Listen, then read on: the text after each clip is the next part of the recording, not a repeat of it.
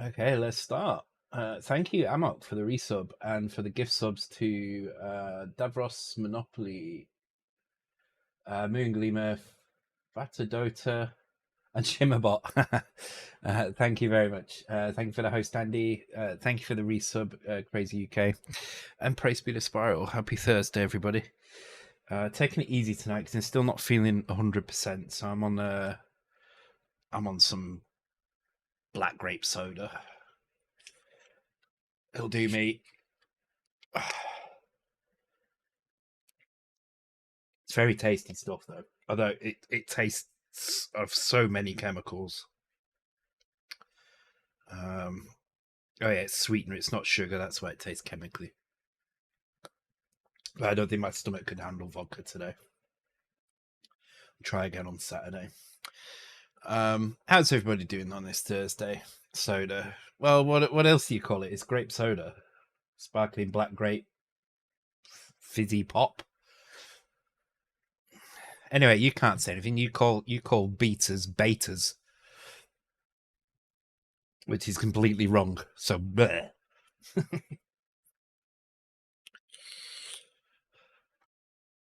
I don't really got anything to say tonight. I think we should probably just crack on with it. I've done GHAF's case. It's I just rubbed it with some mineral oil not long ago. I ran out of mineral oil, so I had to get some. So it's a little bit kind of greasy at the moment, but it will settle down. It'll soak into the gaps in the plastic. So yeah. Anyway, that's done. That'll be making its way to GHAF on Monday. I just need to install the SD card and stuff. You're not talking about pronunciations. Yeah, so am I. If you're gonna tell me off for calling this soda, then you'll be told off for pronouncing anything the American way.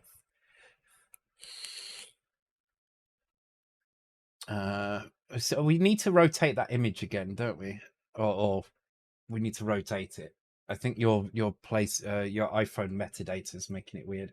Thank you for the bits as well, Amok. Appreciate it very much, as always. Cheers with the great fizzy pops. Yeah, the white does look nice. It's a little bit scrappy. It's not come out quite. I don't know how well you can see that on there. It's not come out quite perfect.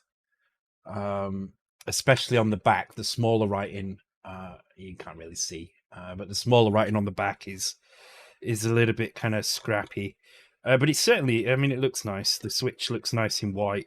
I redesigned the switch as well, so it moves a bit easier, which is good. It looks like I'm in that basket. I think I overdid the mineral oil. I might have to sand it slightly to get it off. So yeah, the reason I use mineral oil is because sometimes when you print in two colors, you get lots of marks, white bleed marks from one color to the other. So in this case, there was lots of little white specks all over the place. So you have to kind of carefully kind of scrape them off, but it kind of leaves scratch marks into the plastic. So you rub mineral oil in, and it kind of evens the color out across the plastic, and it just seeps into the cracks in the plastic, so it doesn't feel like super greasy or anything.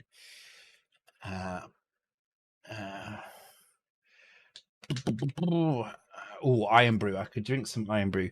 I had some fruit punch by same company that makes this, and it tasted like bubblegum. It was delicious. Very hard to drink though. Super sweet. What else? I think that's pretty much it. Yeah, I don't have anything else to say yet. Okay, let's just add points and get on with the night. So we're going to do Cecconoid tonight. We're going to continue from where we were last week, which was in a bit of a mess, but we had got stuff moving. Thanks to a good spot from Mad Beagle, I think it was. So let's have a go at giving you all points first.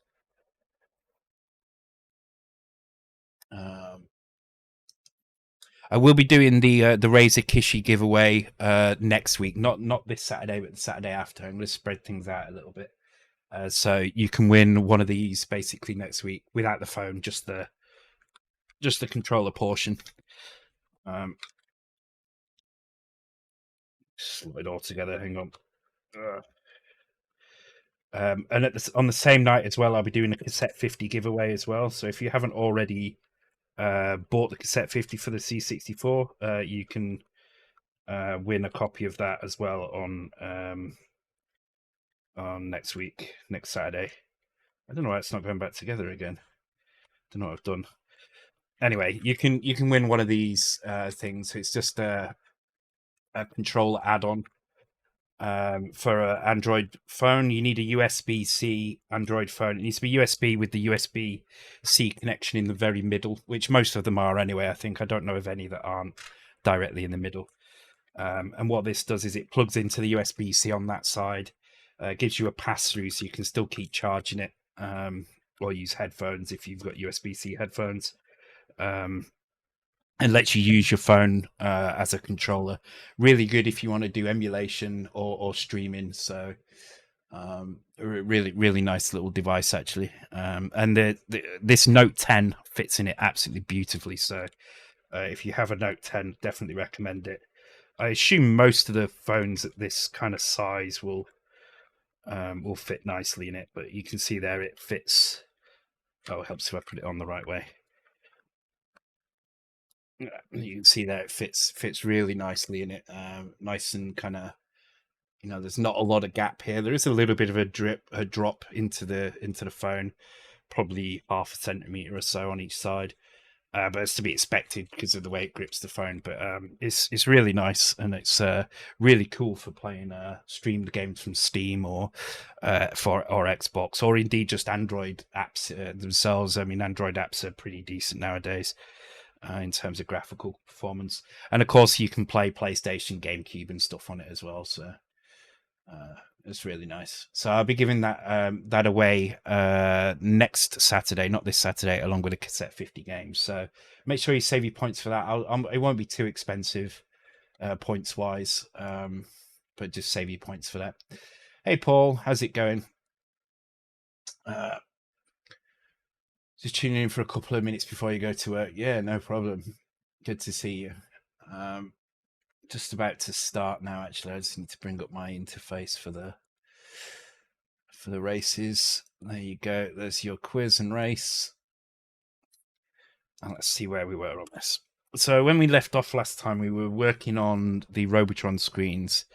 And after a little bit of kind of messing around, we'd finally got it to actually move the elements across the screen. But there was some oddities, to say the least. So we're going to have a look at those oddities now.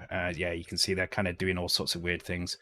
So what we'll do is we'll reduce this down to 1, and then we'll just kind of try and move 1 around in various ways and see what happens, because they should be reacting to the way I move, and they definitely are. You can see they change direction, but not in the way I would hope they would work. So we'll start with 1 and we'll make that work, and then work our way around from that.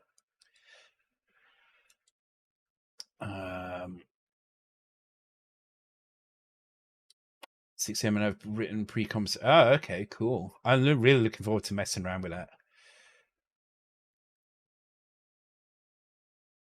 Tell me that's actually that game where you beat people up on the Oh, Road Rash. Yeah, Road Rash was great. Is it Road Rash? Yeah, Road Rash, wasn't it? The one where you beat people up. I think they brought a new version of it out recently. I say new. It was I think it was like an indie game version. I think it's on Steam.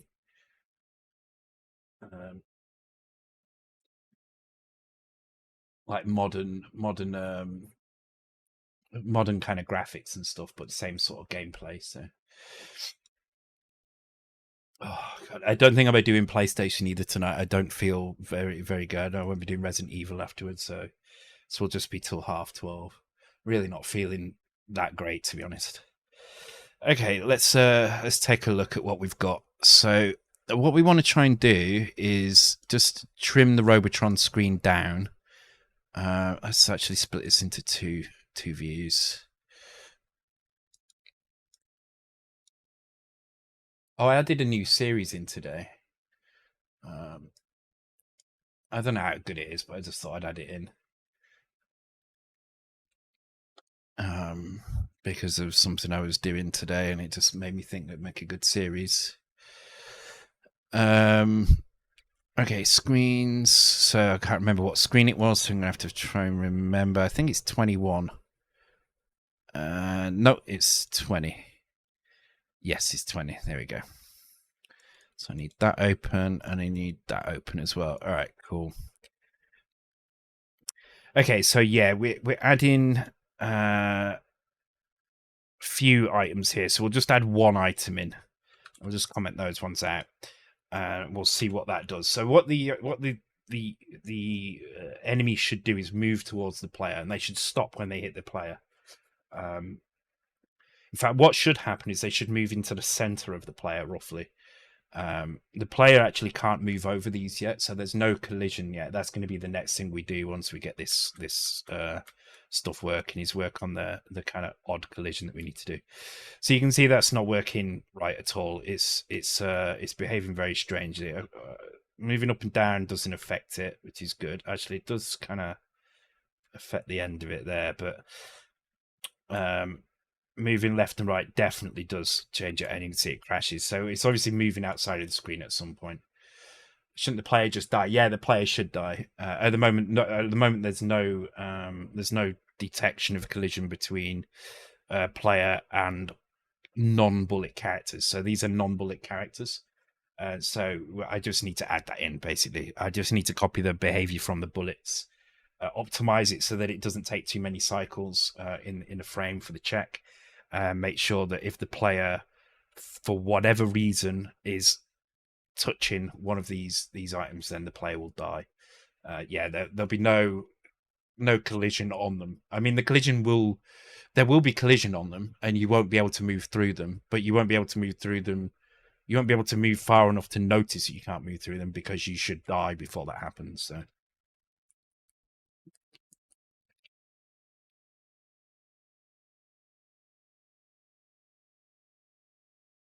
I hoped. I was wondering then whether that tune was just going to be sound effects. So I'm glad it turned into a tune. Oh, it's Hellman. Oh, it definitely won't be just sound effects then. It'd be good. Let me just give it a slight nudge. It's a bit quiet. That's my ear. It might be my headphone. No, my headphone's at the right volume. All right. Okay.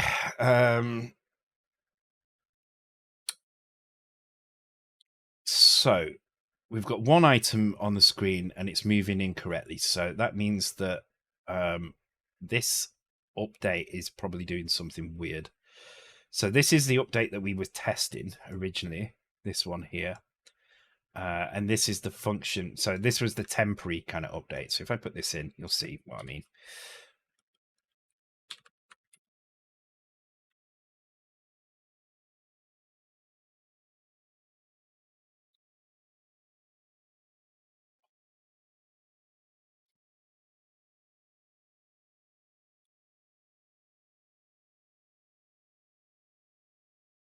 Yeah, so you can see if the character is set right, it should move into the right places. This is moving exactly where I'd expect this to move. However, it looks like the update entity is not behaving correctly. So we need to look at that. We also need to take a look at what the DX and DY values are for this. So what I might do is, in that routine, is just print them up here temporarily on the HUD bar up here, so we can see what's going on. Just to make sure that it is kind of doing what it says it's doing. So let's keep that temporary stuff in, because that's kind of good. That's kind of handy. And let's grab this DXDY thing here. So at the moment it's checking through everyone, which is fine. We just want to make sure here. So let's put a temp in here. We're just going to grab these values, DX and DY.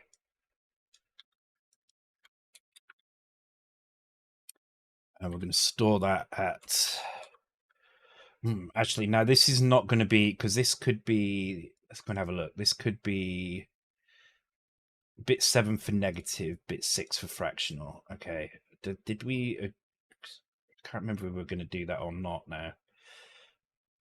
Maybe that's the problem. Maybe I'm still using that. I need to go and have a look at those values in memory, don't I? So let me open the debugger. It's probably going to be the best way to do this.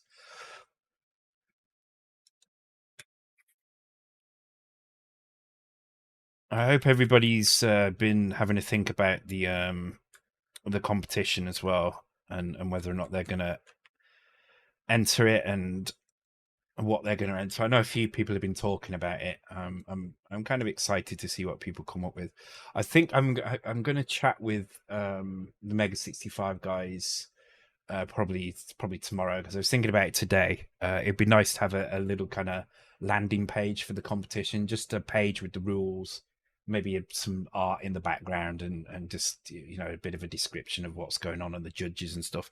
Because at the moment all we've got is my Discord, which okay, it's fine for you guys who are kind of used to seeing the competition stuff on there, but it'd be good to have a kind of landing page for it as well. Yeah, itch.io might be a good place, because it also means it'd be easy to submit through there as well. So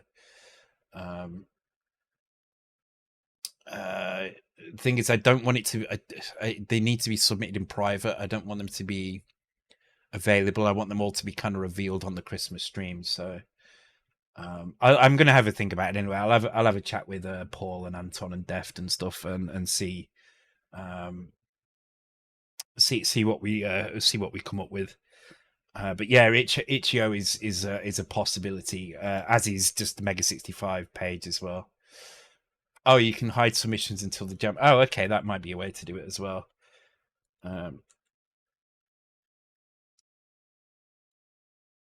Yeah, I might put something together and just run it by those guys, because it'd be nice to have a proper page for it. I think. I did notice there was quite the influx of. Oh, you didn't get a joke. Wait, is Shimmerbot working? I know you got a lion fact. Yeah, why didn't you get a joke? Maybe that's the joke. Maybe the silence is the joke. I mean, it would certainly be funnier than most things Shimmerbot says. So let me give you a free joke. Yeah, how's that?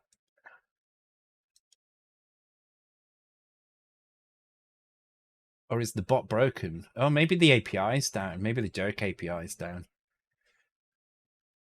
It's an external API, so it could very well be down. Let me try another cat fact. If the cat fact works, then yeah, the joke API must be down. The cheetah is the world's fastest land mammal. It can run at speeds up to 70 miles an hour. Yeah, the bot's become sentient and has realised how embarrassing those jokes are. Okay, where's my DX? DX is 6E7A. All right, let's take a look at that. 6E7A. Okay, so that's this area here, which I shouldn't see until I go in here, but once I go in here, it should set those. Okay, so we can see, interestingly, it's... Okay, that actually makes sense. So it's O2 when it's on this side of me, because it needs to move positively towards me, and it's FE when it's on this side, because it needs to move the other way towards me. The actual movement at the moment is all just being moved in one direction. So this is actually kind of correct. So that's good. So what I'm going to do though is I'm going to put that number up here, and we'll ignore the fractional bit. We'll just AND it. We'll just if it's negative. Actually, yeah, no, that's fine. Yeah, okay. So we'll just put it up there, and okay. I just want to see the value as it comes out. Okay, so where was it? Where was the update? Here. Okay, so this is our temp. I've been watching a show that one of my friends introduced to me, which is called The Boys. I don't know if anybody's seen it, but really, really enjoying it. Definitely recommend it. I'm not usually a fan of superhero stuff, but this is kind of like anti-superhero, so to me it's a bit more interesting. It's about superheroes that are arseholes, basically. Where's the proper screen? There we go. So I want it about here, I guess, which is doesn't give me the thing. Okay. Yeah, so that is where's my horizontal position? EA. What the hell? Oh, there we go. 1D. Okay. The Boys is great. Yeah, it's really good. I've just finished season 1. It's like super violent, but I am enjoying it quite a lot. Okay, so let's just put some temporary stuff in here. So if this is positive, we'll just jump ahead. However, if it's negative, what we're going to do is we're going to EOR it with FF. We're going to add one to it. Then what we're going to do is we're going to take the whole thing. We're just going to AND it with, 1F, 3F should be enough, because that's going to ignore everything but those last bits. And then that's going to give us a value 0, 1, or 2, or something like that. So we'll store that. Oh, actually, it's bit 6 is probably not being used. I think I need to double check how I've stored those values, but because I think I'm using, don't think I'm using bit 6 as fractional, so I should probably get rid of that. I don't think that's the case anymore, because we're using double values instead.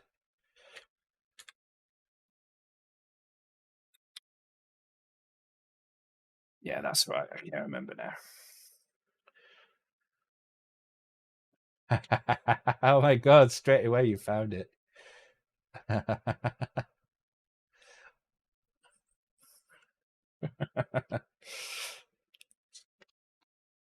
I like it. I like that you found my thing already.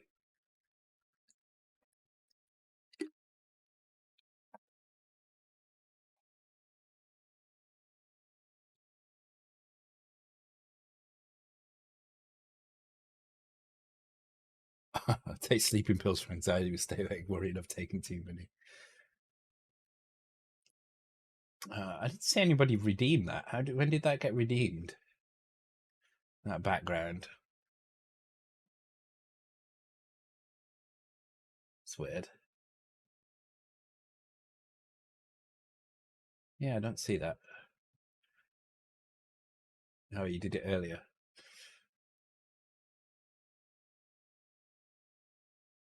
Okay. Yeah, I see it now. Okay. I see it. Okay.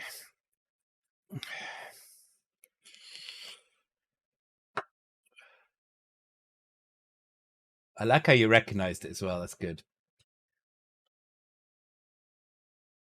Okay, so where was I? Update. Here. Okay, so now we've got that value. Now, what we need to do is we just need to make sure that we're using the right portion of the font, because I think the numbers are in the second half of the font. So I'm just going to load up the character editor. Always do the sprite editor first. I need to swap those around, because these two logos mean nothing.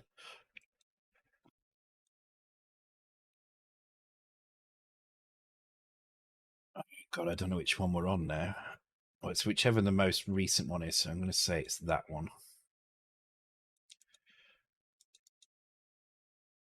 In fact, that's the wrong one. It's base characters one, isn't it?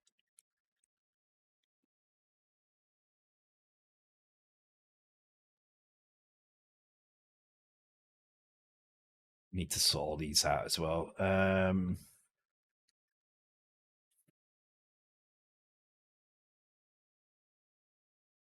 That one, isn't it? Yeah, there we go. So it's plus D0. Okay, so and it with that, clear the carry bit again, so we don't actually know if the carry bit's been set here, and just add D0. Okay, so that should give us a value. But if it's negative, what I want to do is I want to store the negative value in as well. So what I'm going to do is in this bit here, I'm going to actually take. Can I use the Y register here? I think I can. Yeah. Okay. So I'm going to take the Y register, and I'm going to grab. Actually, I could probably do this. Yes, do this. Actually, it doesn't matter. Okay. Do we have a negative sign? We don't really, but we can use this kind of bullet sign here, I guess. So EC. And we'll store that at C01C. Okay. So what that should hopefully do is give us the number 2 or -2 as they move across. So we shall see.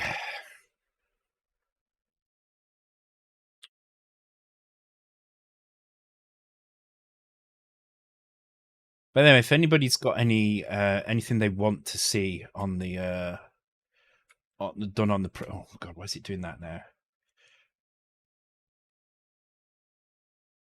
That's what I need to do. If anybody's got anything they want me to see me print, by the way, please let me know because I'm up for trying all sorts of random stuff. I've just bought a roll of PET G, which is like a slightly tougher plastic. It's a bit harder to print with, but I'm looking forward to trying some stuff. It's like a translucent sea green sort of color, so I might try some figurines or something with that. Print a dragon. Yeah, well, I was kind of thinking that along those lines. So, um, okay. Okay, so that should print that. I just want to restore that just to make sure this is working the same. So just get rid of that a second. A Dragon 32, a blue spaniel.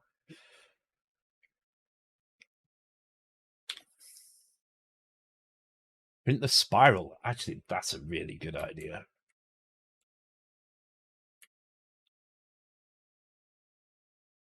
Oh, interestingly, it's not printing anything up here now. Oh, because it's not doing the update now. Okay, so what I'm actually going to do then in that case is I'm going to take this temp. I'm going to move it to here. It doesn't really matter where I put it. In fact, here it means I don't have to use the Commodore X. I can just use. In fact, I didn't really need it in the other one either, but I'll just put it there. Mini retro computers. Yeah, I'm definitely thinking of doing a C64. I kind of want to do the mini consoles because I've got my little N64. So I'd like to do another one of these, but better. This one turned out a bit rough because it was done on my old printer. I think this printer would do a much better job of it. So I might do another one of these for Raspberry Pi.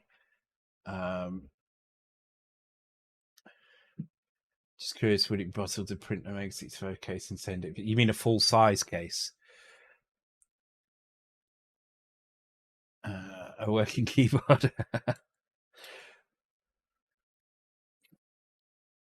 I do want to. I do want to do bigger stuff at some point, but I'm gonna have to wait till I move to do that. But I definitely want to do that at some point. Okay, cool. So I can actually see it now. Picking a direction to move. You can see it's going 2 -2 2 -2. So that's correct. That's what we would expect. As I move this way. Actually, it's slightly off, isn't it? Because okay, that isn't quite right.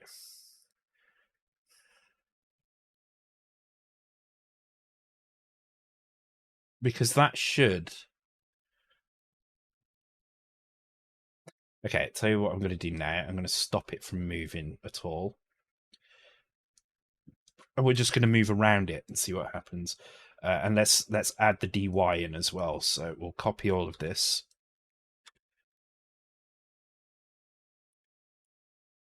And we'll move this across to F and 20 on here. And we'll make this dy.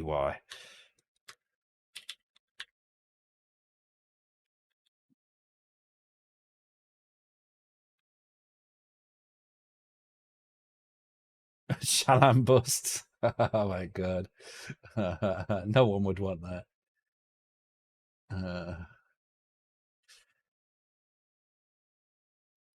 But I do mean, I do mean with a file that's ready. I don't know how to model something that, I mean, even if I wanted to do my face, I couldn't do it. Not that I'd want to do that, but so it'd have to be something that already exists out there, or somebody's willing to make a 3D file of.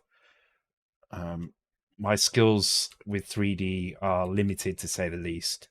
I can do some stuff, but it's not a huge amount. Okay, so we can see the values up there, and they do seem a little bit weird because this should be +2 now, and it's not. It's -2. So we definitely need to look at that. I'm going to put the character in the middle. So instead of it being kind of up there, squished in the corner, we'll have it kind of somewhere in the middle of the screen. So if I do it at like 12 down and 20 across, that should be kind of roughly in the middle. And then we can actually see what's going on a bit more once we've got those values there, you see. So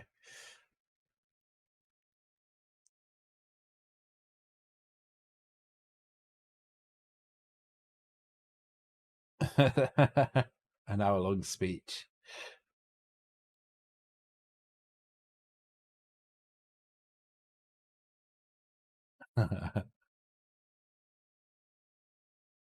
$3D printed platform jet. What's that?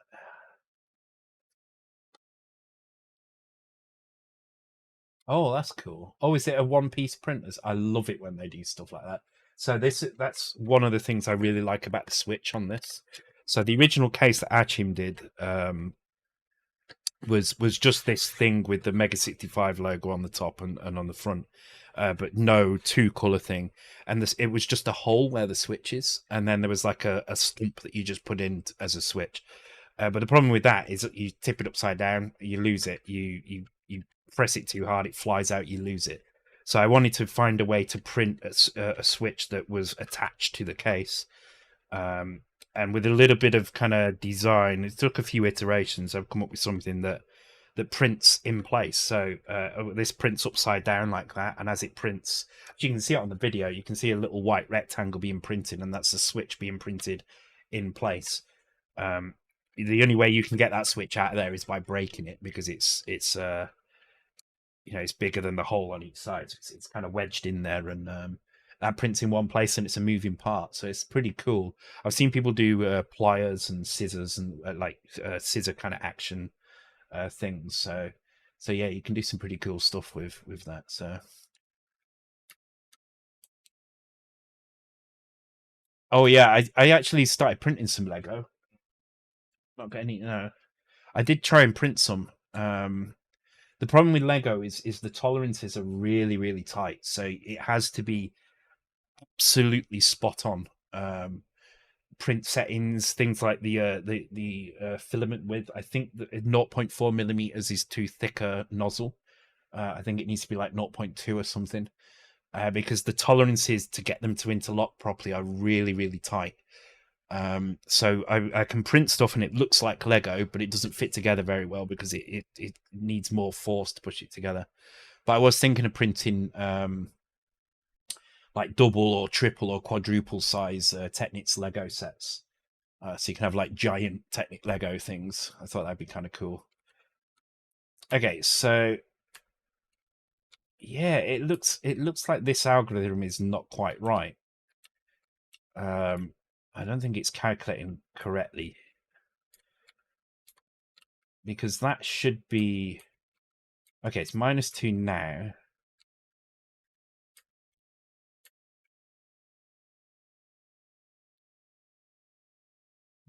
Okay. So let's have a look. Update entity positions is just updating the positions. So this is just adding the values. So okay, that's fine, because we're not calling that. But the calculate entity delta is the one that should be calculating the values. So let's go and check what's going on in there. So this should be straightforward, because I'm using the algorithm that Mad Beagle suggested, and they definitely should be working absolutely fine. I'm just wondering if maybe I'm not doing the ABS properly or something. So let's have a look if the actual number value is correct. So, I mean, no, it's not, because the X, it should be kind of 0. When I'm on top of it like that, it should be 0, and it's not. It just seems to be the closer I get to it, and only the Y is really being affected. No, it's not, is it? It's not right. Okay. Yeah, I need to redo that. You need to copy the image onto a proper computer, not a Mac, and save it out without that stupid rotational metadata or whatever it's got in it. Because if you view that on the computer, it looks the right way up. But obviously, all I'm doing is loading it in. So if you were to load this on a web page, that's how it would appear as well. So yeah, I'd love to print fancy replacement caps with C64. Yeah, that would be kind of cool. That's not a bad idea as well, actually. But again, it's a case of kind of measuring it all and stuff. That's the tricky thing, getting the dimensions right. Actually, I did have some calipers somewhere. I don't know where I've put them for doing just that kind of thing. So. Okay, why is this different now? Okay, one thing could be that we're currently using the half value, sorry, the double value here, and it shouldn't be that. So I think what we probably need to do is grab these values. Let's do. I think that's probably what it's going to be, actually. So let's take this value here.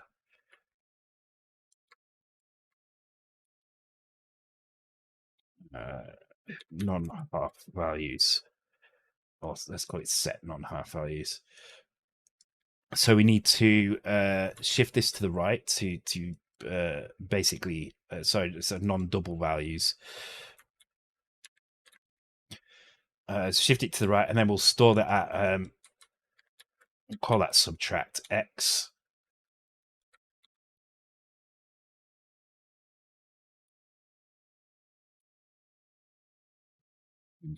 Use self mod there, and we'll do the same here with subtract y.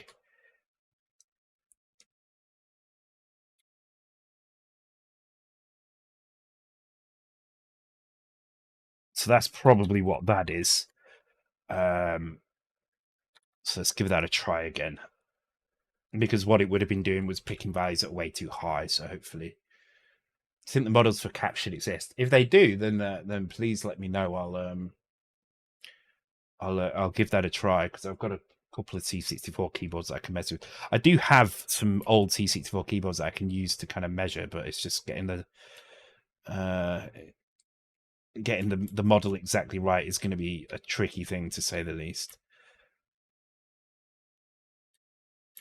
All right, okay, so actually the Y looks pretty good now. The X doesn't, though. You can see the X. So you notice how the Y is -2. If I move over this way, once I go past about the 45-degree angle, it should go to -1.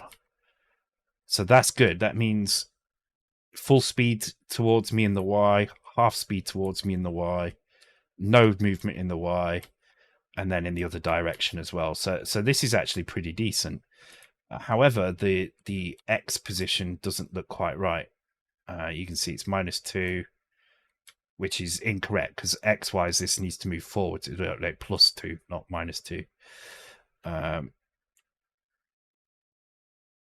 then -2. Okay, so let's have a look at the X. So I think the Y is correct, but the X is wrong.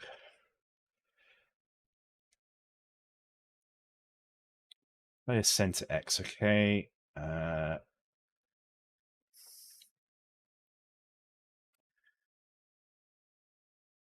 Okay, so we've got this jump orbit X. Okay, let's make some constants for these then.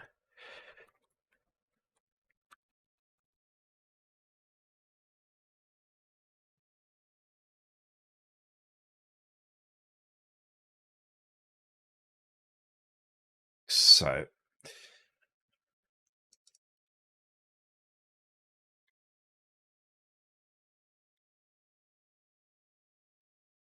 Okay. So this is actually working for Y. So I don't think it's anything to do with a negation at all. I think it's more likely to do with some comparisons in here, maybe. So this is the loop. Checks if both values are less than 4. Okay.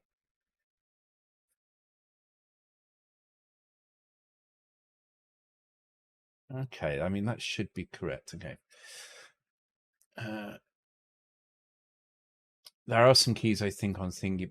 Well, I mean, that's a good start, because if you've got the key, right, that means you've got the connection underneath. So if you've got the connection underneath and you've got the dimensions on the top, you can load them into something like Tinkercad or Fusion 3D, and you can change the dimensions of the outer shell by kind of basically, like, if it's I think I've seen that, actually. It's an F key, isn't it? I think it's an F key.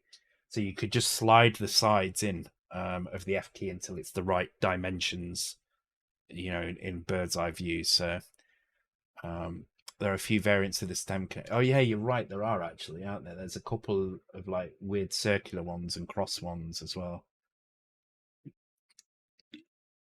Yeah, I remember now. Oh well. Right. Anyway. Okay. Is that jump or bit X, jump or bit X, and jump or bit Y? Okay, that's fine. Jump or bit X. Okay.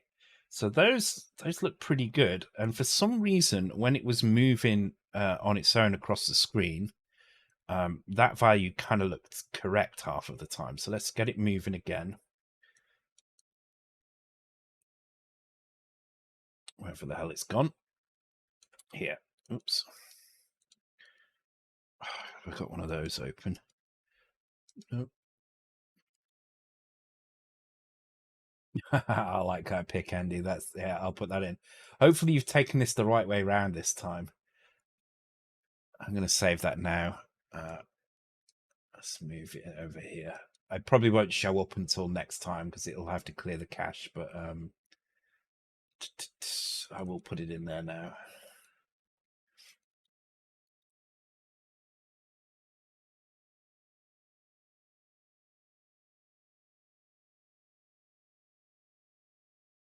It's probably turn out the other way around.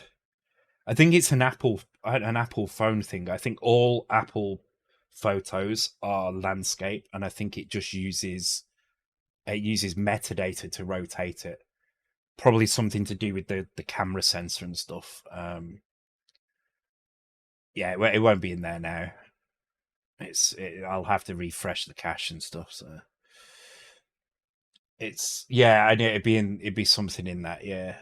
The thing is that gets mostly ignored for web page stuff, so that's why you can see it there like that. 8 steps. Oh, you weren't here before. It's the first night I've ever given 250,000 points out at the beginning, and you weren't here. That's crazy. Oh well.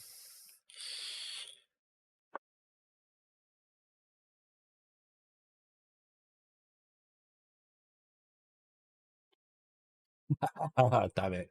He's checking now.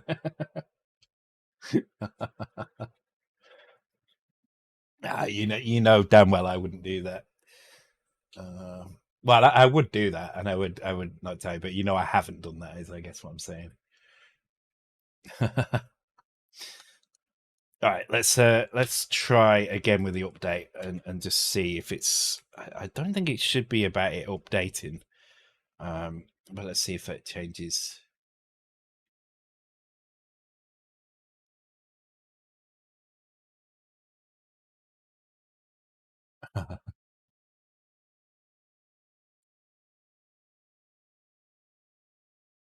It would be so funny, wouldn't it, if we did that?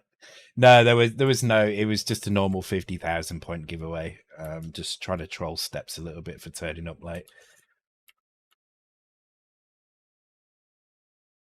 Oh, interesting! It's not clear in the behind it now. That is strange. It's a bit frustrating because I can't actually tell. Wait, why is it not clear behind it? It should be.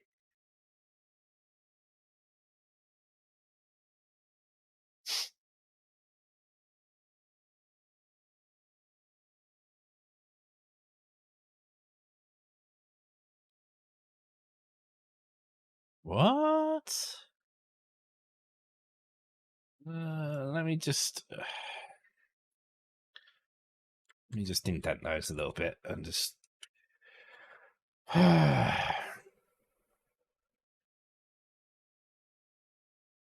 Time for Shalom 1M.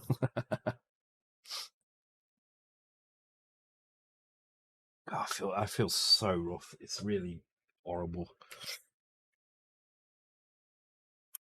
Why is it not clearing behind it? Doesn't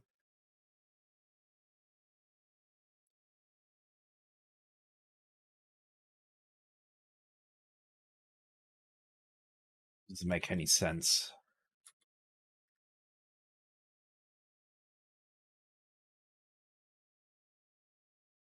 Because whenever it does this, it should be clearing the items. Let me check the clear routine. I'm not trusting any of this now.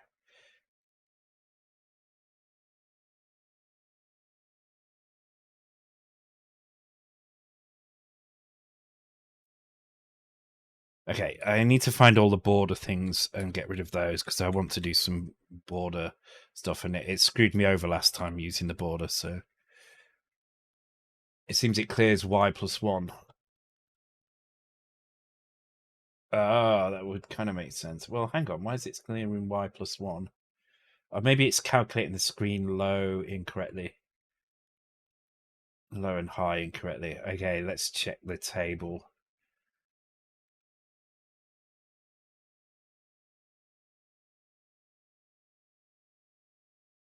Fetch the screen address. Char Y. Transfer that into a table. Is it because my screen row table is actually reading from somewhere because the screen doesn't actually start till the second row, so maybe my screen. Let me check my screen row table actually. That's the easiest way of doing it rather than just guessing. Screen row, no, it should start. Okay, that doesn't make any. Let's just see if that fixes it. But if it does, I need to work out why. Yeah, I think you might be right.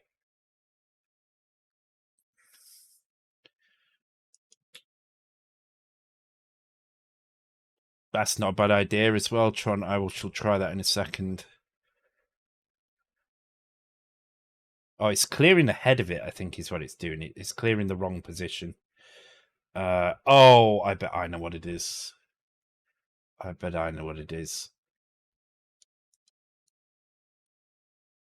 Okay. Okay, so let's just put that back. So it gets the screen position, stores it in YPOS, which is here. So that's our screen low, adds the X to it, stores that.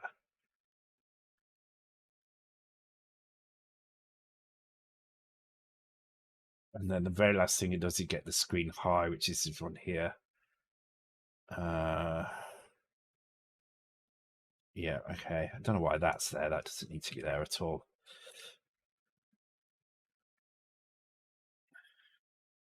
There's a board color change.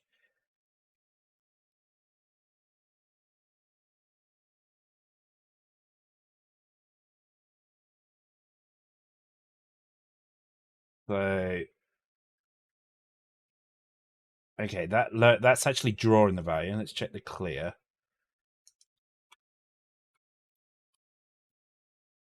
It's that again. I keep forgetting to include the Y value, so that's why it was doing it. That's why it was doing it.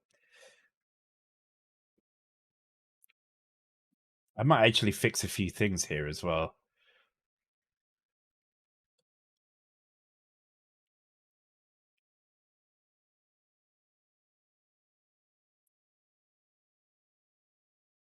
Yeah, that's better.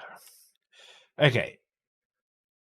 But you can see the values are wrong, okay? So it flicks to 0 briefly when it goes past. But the rest of the time it's -2, which it shouldn't be. Annoyingly, the Y is kind of good. So you can see the Y is kind of good, but for some reason the X is bad. So it's going to be something to do with this update entity position. No, update entity positions. Thank you very much, Void2333, for the follow. There is no Y, but there is a spoon.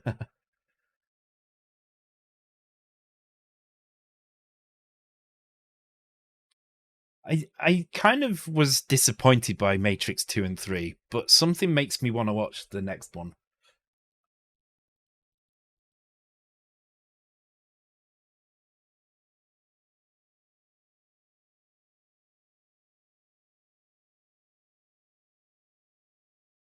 Yeah, I saw the trailer. I saw the teaser, the weird teaser thing that they did, and then I saw the trailer today. So it looks like he's kind of lost his memory and stuff, doesn't it? So um which kind of reminds me more of the first one than anything. So um which is good because the first one was the good one. So okay, so what are we looking at? So we're trying to work out why this calculate entity data seems to be grabbing the wrong values. So we can see on this one that we get -2 all the time for X, but it's absolutely fine for the Y position. So we need to look at that calculate entity position, which is down here, and see what's different between the X and the Y. So this is the Y section, and this is exactly the same as the X section, with the exception of, oh, actually, no, it doesn't have that in. I might have deleted that by mistake, so that could be it, actually.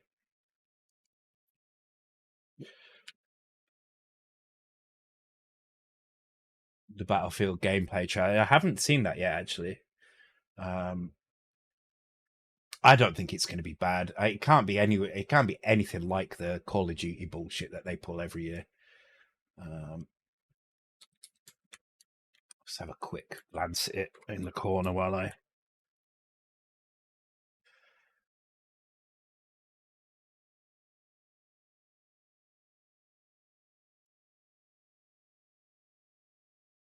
Yeah, that looks fine to me. I mean, it's just typical Battlefield. But very nice looking maps there.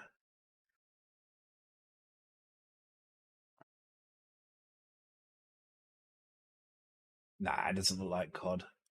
If anything, COD is starting to look more and more like Battlefield because they're realizing they can't pull the same shit they've been doing for the past 10 years. They've actually had to upgrade the engine. So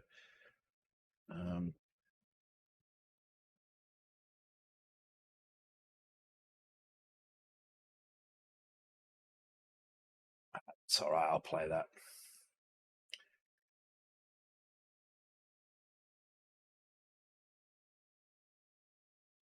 And apart from anything else, even if it looks entirely like COD, even if it feels like COD, it's going to have a much better kind of gameplay mechanic behind it. I prefer the Battlefield mechanic to the COD mechanics, even though COD has got closer to Battlefield.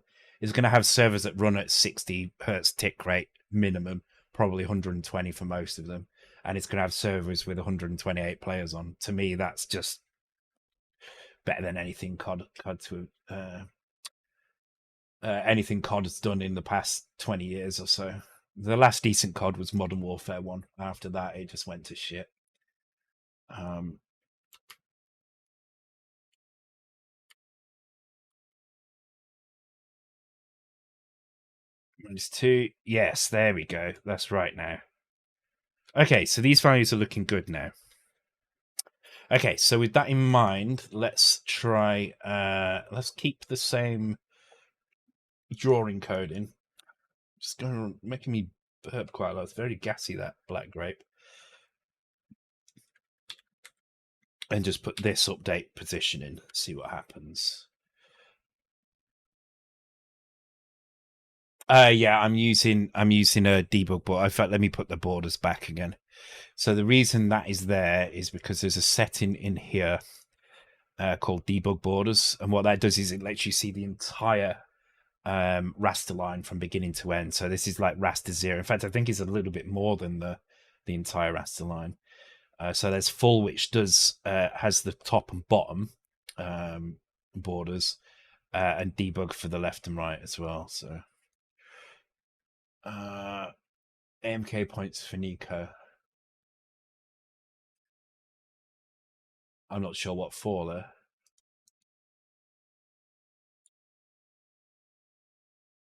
I'm not sure what Nico did. Please remind me. Oh, because of the thing ahead. No, it wasn't. I mean, he spot. Yeah, I guess. Yeah, actually, I will give you 5 points. I'll give you 5 because you did spot this, that it was copying ahead, which is kind of what it was doing. It was clearing ahead, but it wasn't exactly what you said. But it was kind of led me down the right points. So down the right path. So I know, of course, you'd say no, Andy. I like the look of that battlefield. I'm looking forward to that. For seeing black squares. Well, you said them, and if it encourages other people to speak up when they see black squares, then then yeah. The impressive thing is you saw black squares on a black background. So very good.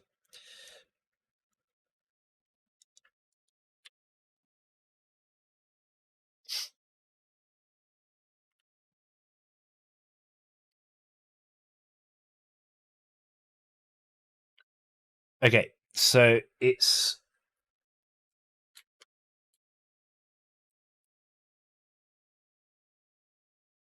doing something, but it's obviously flying off the screen. So we're kind of on the right lines, but not quite there yet. So Johnny's too lazy to give points, and he never listens.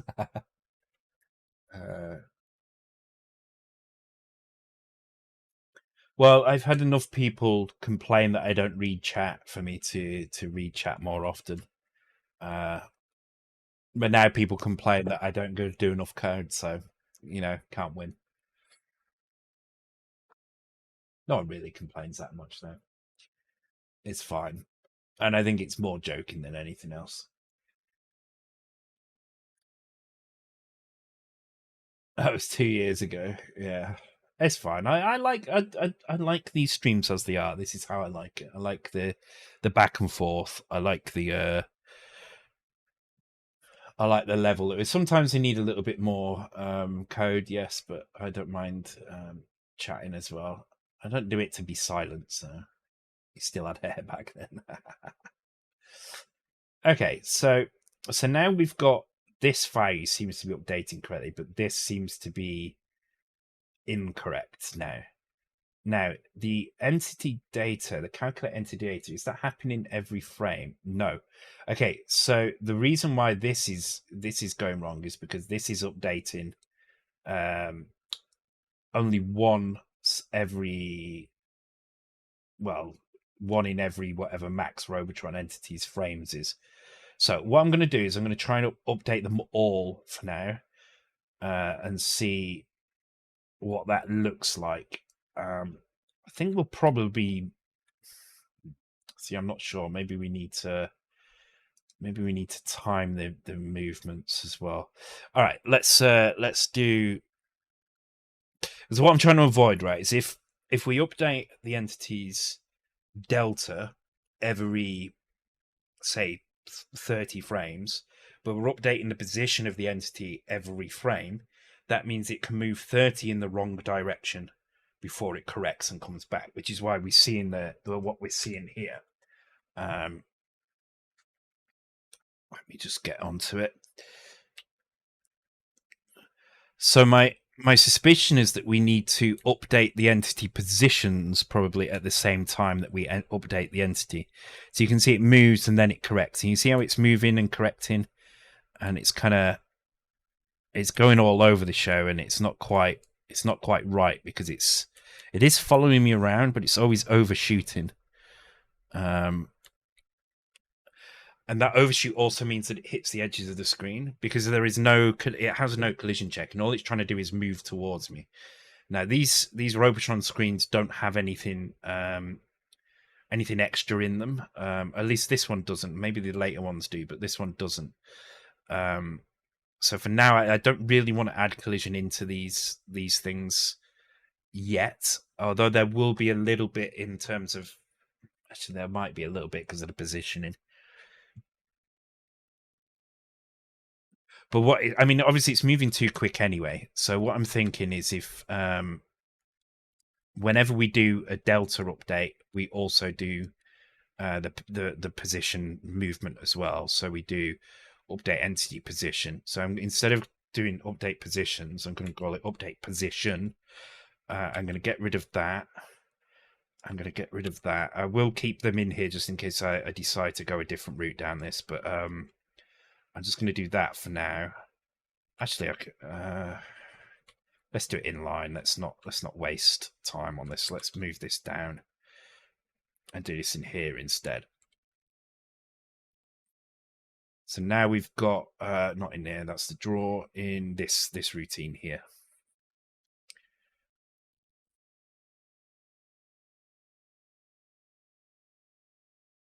So it would be here like that.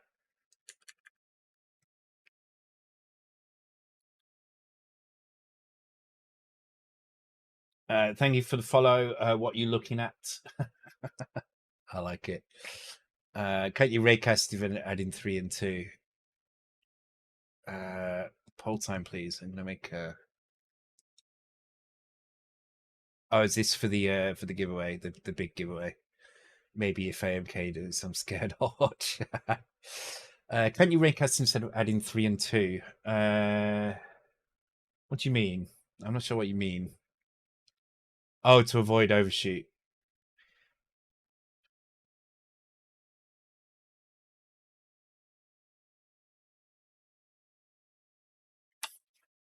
Yeah, I mean, this will work as well. We just need to only move when the delta has been calculated.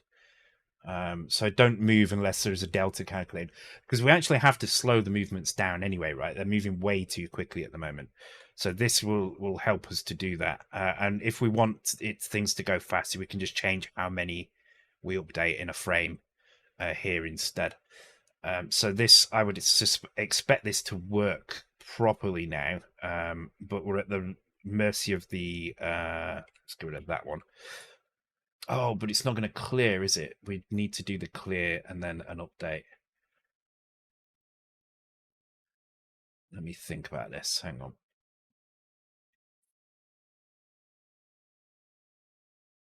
Okay, yeah, let's turn this into update entity position. So let's get rid of that. Let's get rid of that. Keep that. And we'll do the same in clear as well. So draw. Okay, not that one.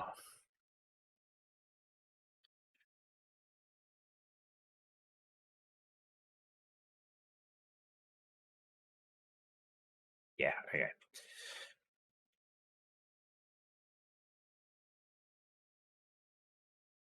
So yeah, it would all be in that. Okay, I kind of like that actually. That kind of makes things a bit neater up there. So it would be getting rid of that.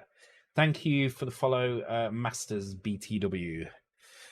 Welcome to the stream. How are you doing? Well. So then in here, in the calculation, instead of doing this, what I would do is I would do that to clear it, and then that to the entity positions, was it? Keep it on update entity positions because that was the original name. I don't know why I'd made 2 different names.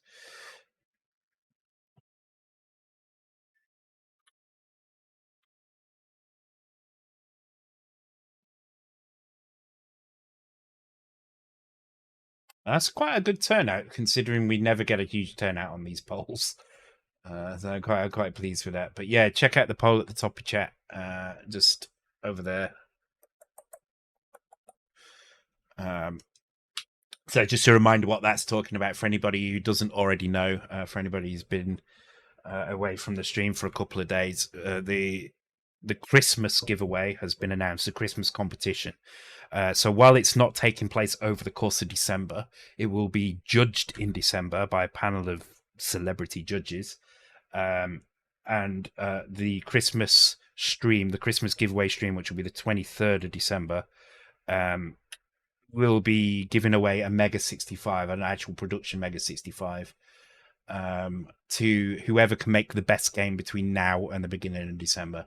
So it will be the same kind of rules as all the other game competitions that we've done this year, except you can pick any language you want. It can be any of the ones we've already used this year, or it can be anything else. That will, as long as it compiles and runs on a Mega 65, that's all we're looking for. You have 3 months to do it. It started on Saturday, more or less, and you have till the 3rd of December. And it's just the best game you can make. Basically, you will be judged on sound, graphics, originality, replayability, use of the machine, use of the features of the machine, coding tricks, and just overall fun as well. Attempting in a way, but can't graphics or sound. I won't expect to win. We'll see. Bear in mind that this is the one thing I think people need to be very aware of. Right, this is not a competition to see who can make the best graphics in a game. To me, I would rather play a game that looks like crap, but is absolutely a gameplay masterpiece, than a game that looks sparkly and amazing, but plays like shit. To me, graphics, while they're important, they're not the most important thing at all. Exactly. Playability 100%, graphics 0%. You add those two percentages together, you get 50%, right, out of a 50% score. But on the other hand, you could have playability 0 and graphics 100, and you still got 50%. So a really good game that's not playable at all is the same as a really playable game that's got really terrible graphics. In fact, I would probably say the playability is more important, because at least with a playable game, you can play it. With a game that's not playable, what's the point? You may as well just buy a screenshot. Which has been, I've said this before. This is one of my big problems with the games we've been seeing a lot of on the C64. There's a couple of gems in there, definitely, but there's a lot of crap as well. So, did I miss an RTS somewhere? RTS. There's a Y there. There's an X there. Okay. Oh, okay. So there's a Y in here, but that should be fine. It's X. Okay. Something clear. Entity positions. Okay, let me check those. So yeah, please don't be put off because you might not be able to do graphics. I think everybody has a really there we go. That's why has a really good chance of doing well with this. You could team up with people as well. There's nothing wrong with teaming up with somebody, and working out some kind of deal if you do win the machine. Somebody may be happy to just do a piece of music or some graphics, and that's it. If you're doing 90% of the work, then you deserve the machine. There's always extra goodies as well. So I don't know what it will be: t-shirts, key rings. I don't know what it will be, but there's other stuff as well. So you can always do a deal where if you win, I get the machine. Everyone else gets the other stuff, or or whatever. Maybe timeshare the machine. Oh yeah, use some online graphics as well. There's a lot of online graphics. If anybody wants to use some of the, I have got a ton of graphics. I've already shared a few with Andy.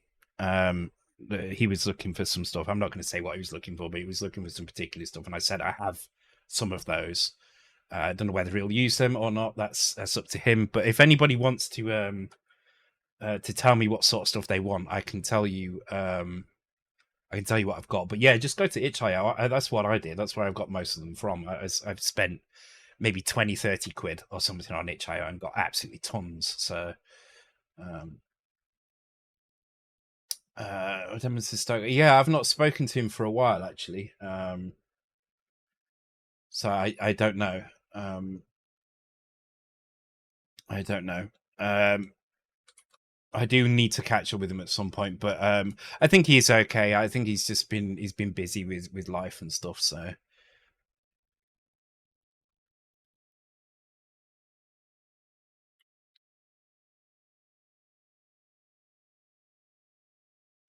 Right, hopefully this is right now.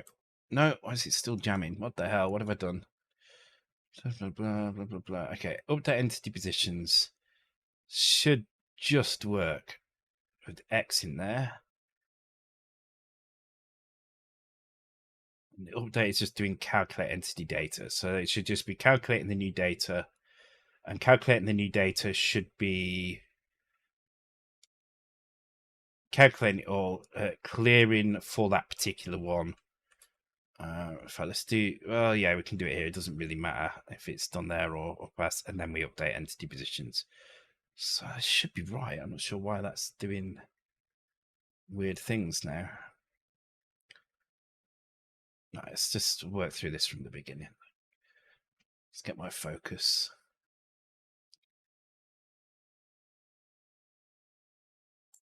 Okay, I mean that's a 6 out of 9. That's not bad. Two-thirds of the people who took part are going to make a game. So that's well, if AMK does, and AMK is making a game, and he is making a game, so.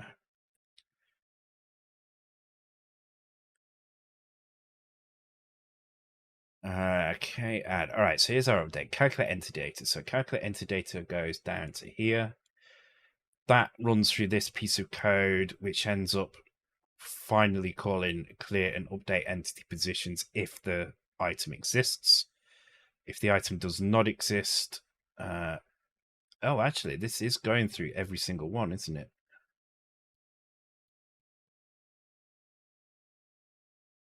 Yeah, there's no check to see if it's active or not. Okay, so that's what that is. So in that case, we need to copy this bit here. And we need to make sure that these things are true and skip if not. Is it skip or is it exit? It's actually exit in this case.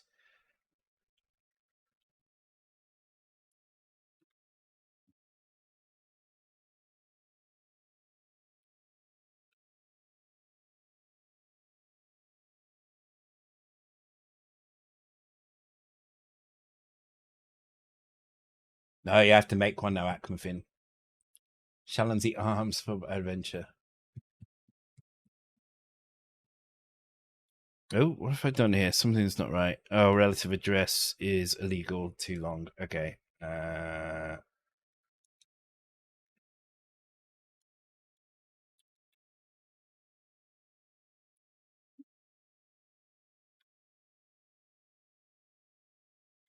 of those. There we go.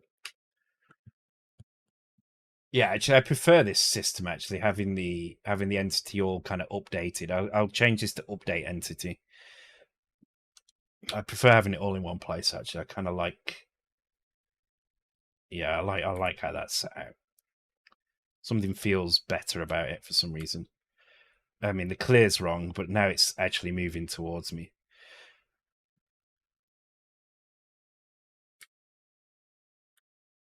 Okay, the clear is definitely wrong, but it's definitely moving correctly now. It's just moving too slow, that's all. But we can update multiple times per frame to kind of speed that up. That's fine. That's quite easy to do. In fact, we can do that just by calling that routine twice. If I call that twice in here, so if I was to call that twice there before drawing it.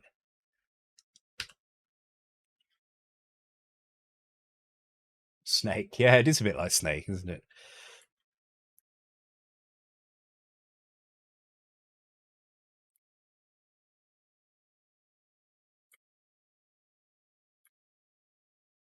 That's about right, because it needs to be a little bit slower than the player, and if there's a few of them, it'll be. And bear in mind as well, we've not got the half movements in or anything here. It's just doing single character movements at the moment. So, all right. Okay, so in that case, let's not worry about that routine. Let's go down and just take a look at these. Let's move the update entity data, entity positions, and move that down along with the clear as well. Let's take both of those down because they belong kind of along with this thing here. So let's take a look. Clear. Okay, so now we don't need to do all this crap anymore. So we get rid of that. So we don't need that either. Don't need that. So that makes this nice and light.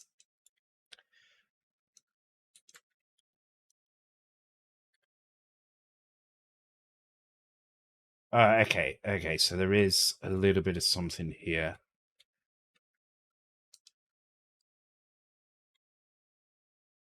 There goes that.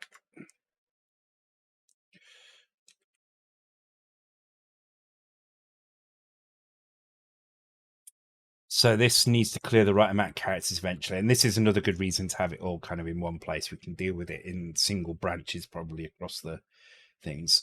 So update entity. Let's call it update entity pos. Let's make it a bit smaller. So that also doesn't need any of this and doesn't need this here. So that's good. Let's bring the indent in. Actually, that indent's wrong there. Let's bring that over.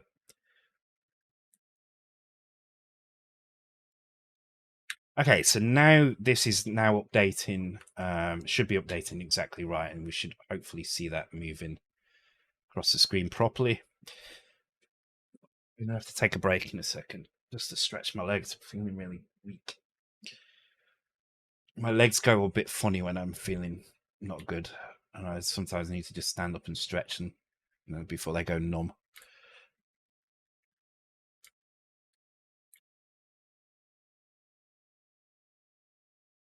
Okay, good. It should move on top of me, and that should... Actually, it doesn't prevent me from moving because it moves through me, so...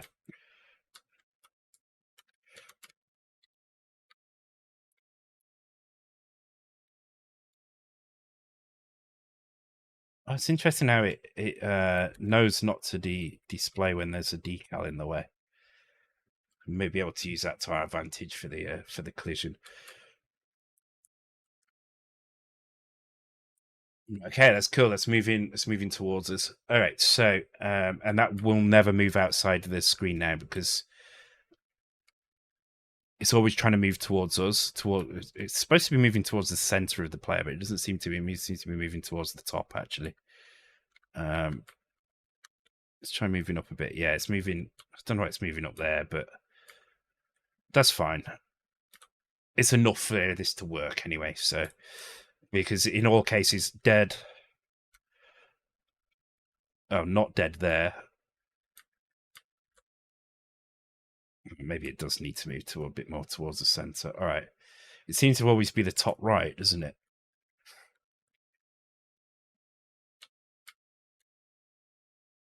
Yeah, it's moving to the top right all the time.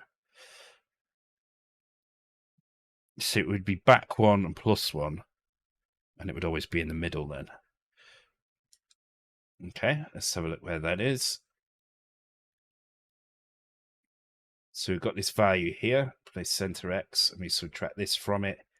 So if I do this easily, I could do subtract 0, 1. That should never be... I should never cross, so that should stay. So that should be fine. That carry flag should stay set. And likewise... Oh, well, this actually needs to be... I could go and change these when these are calculated, but I'm not sure where else these are being used. I don't want to mess those up, so I'm just going to use that. All right, I'm going to take a quick break because I need to get up and just stretch my legs before they bloody go completely numb. Yeah, I mean possibly, but I'd say what I'll do. I will take a look at where they are, where they're being used. I'm not entirely sure where they're being used. I need to have a look at it. And then I need to test. If I fix them, I need to test to see if they're okay or not, or renamed. Yeah, renamed might end up being what it ends up being. But well, it's all right. I'll take a quick break. When I come back, we'll actually check where they're being used. It could just be that it is off, and it shouldn't be, and it is a bug. But yeah, we'll check that anyway when I come back. All right, I'll be back in 5 minutes, guys. Be right back. Right, and I'm back. It's better.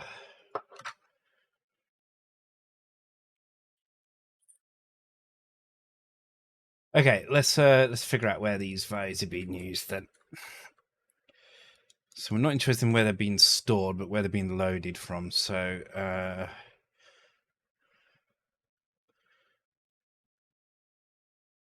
okay, so they've been used in entity.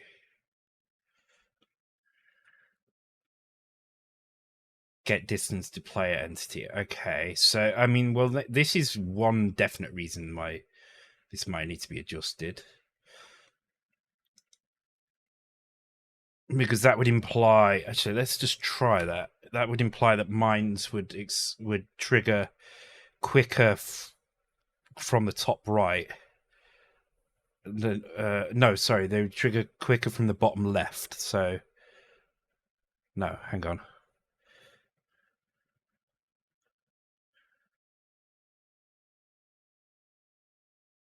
No, quicker from the top right. Yeah, my brain wasn't working probably from that. Okay. So right, yeah, I think that's right. It's a good screen to be on as well. This one, so okay. I mean, I exploded there. So let's. So that was how close I was there.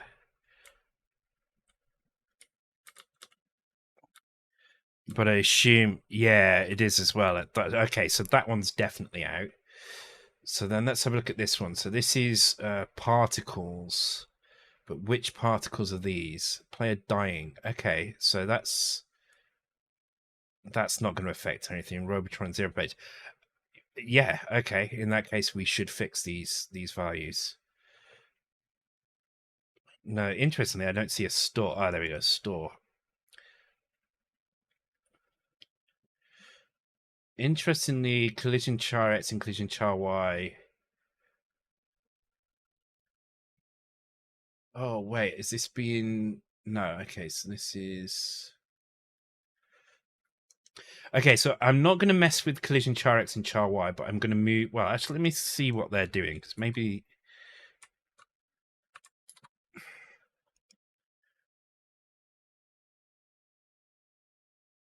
Possible areas. See, yeah, I don't want to mess... Yeah, so I think what I'm going to do, I'm going to do the change in here. So at the moment we're doing it in here. Instead, I'm going to do it in this file instead.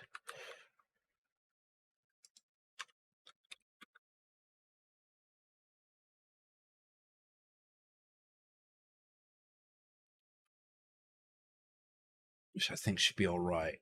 Just trying to think now. So I'm going to just check with the explosion of the mines. Hopefully now they're a bit more balanced. So I was about there. Yeah. So yeah, about there. Okay. But when I went this way, let me just get rid of that bottom one there. When I went this way, it was much... Yeah, that's better. It's closer. Okay.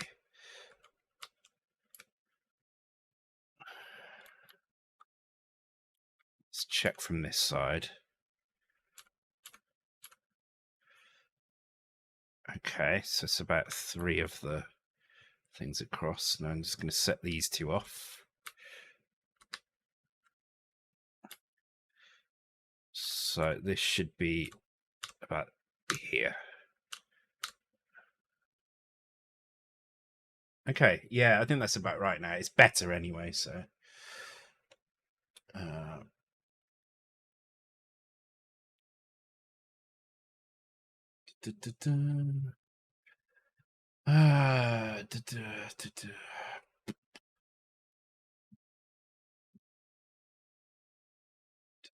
I've seen bonus stuff on DVD. The best thing... Oh, you're talking about Thunderbirds there. I thought you were talking about... Oh, it's because Microman said Red Dwarf. Okay. I did have a... So they did like a... BBC did a Red Dwarf kind of tribute kind of special, I think, some time ago. And they had like interviews with the cast, and they had like other shows that had the cast of Red Dwarf, and like they did Ready Steady Cook or Can't Cook Won't Cook or something like that with Red Dwarf casting, and I had that on VHS, and I'm gutted I lost that. I'll have to see if I can find that online. Yeah, there was a couple of hours long. I need to find it. It's got to be online somewhere because it was kind of cool. It was just a bit of silliness, really. It was, but it was interesting to watch. And considering I've consumed the rest of the Red Dwarf content like probably 20 times since I watched that, it'd be good to kind of throw that back in again and watch that. So, okay. So I'm happy with the player X and the player Y here now. So let's go into this screen, and hopefully now that thing will move towards me a little bit better. Yeah, see, now it's sitting in the middle of me now, which is good, which means if it touches me, I'm dead. It's always going to kill me. Okay, so I mean, obviously, it's never quite in the middle. It's not always quite in the middle because there are some places I can go where there isn't a character directly in the middle. But can't smeg, won't smeg. That's it. Yes.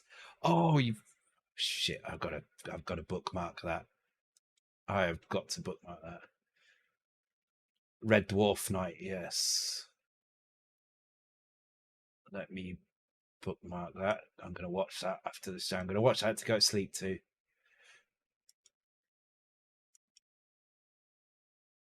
Ainsley Harriet. Oh my god. Somebody sent me some of Ainsley Harriet, and it's disturbed me ever since.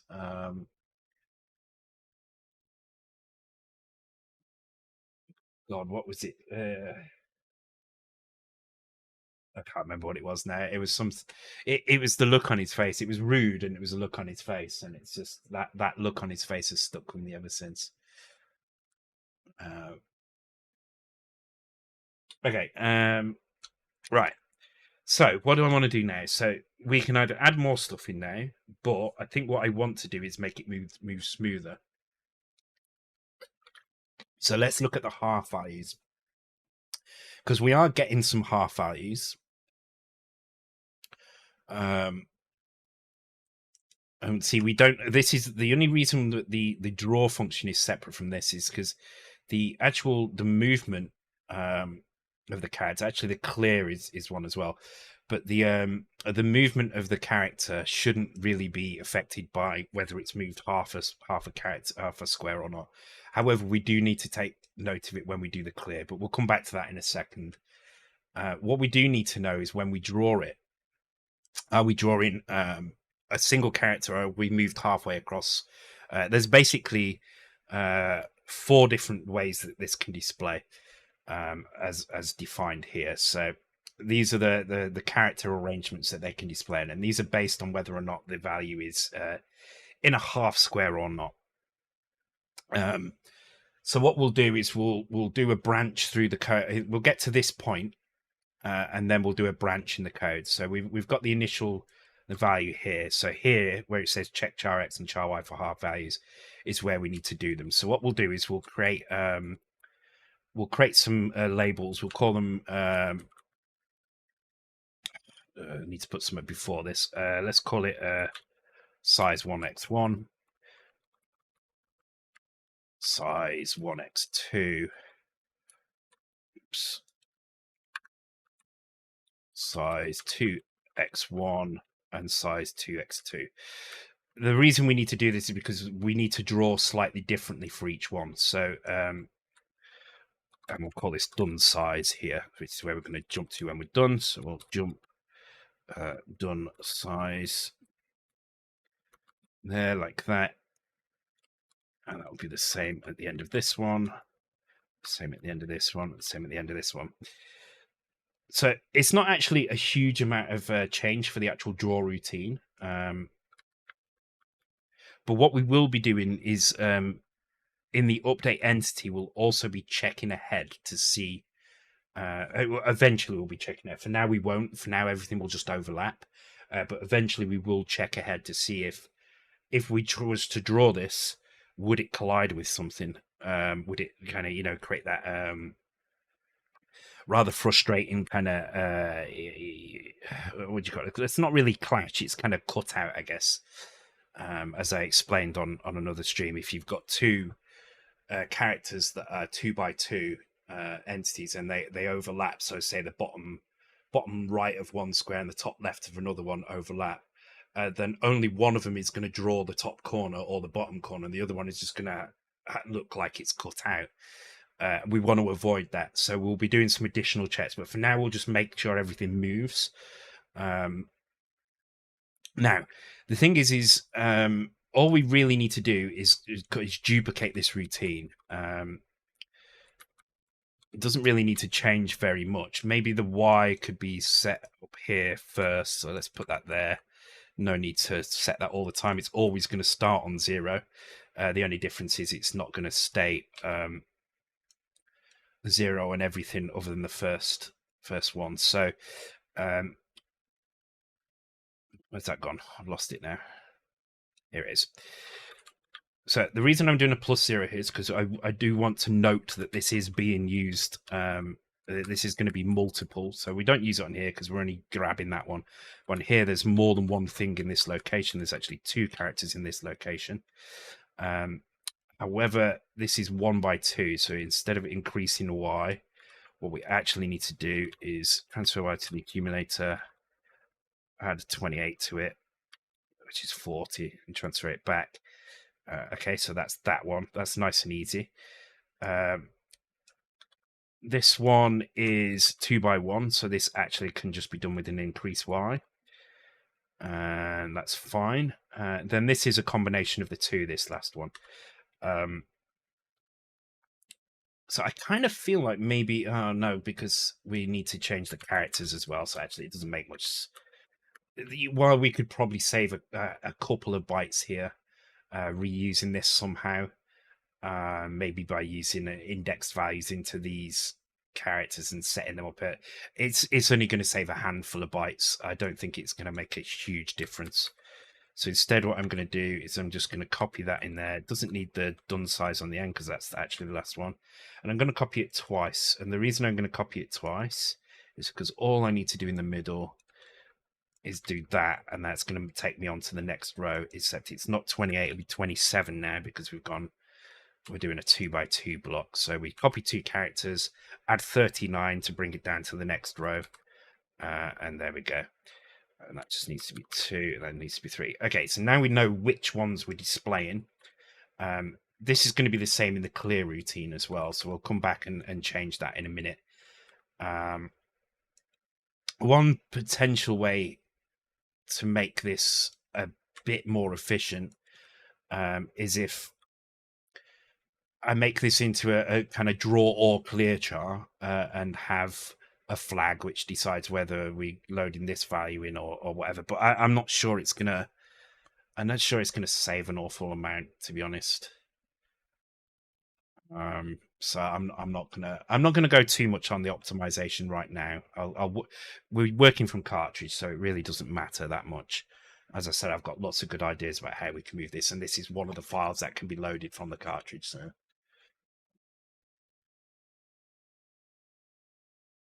I'm out of black grape. It's surprisingly delicious, that stuff. If completely fake.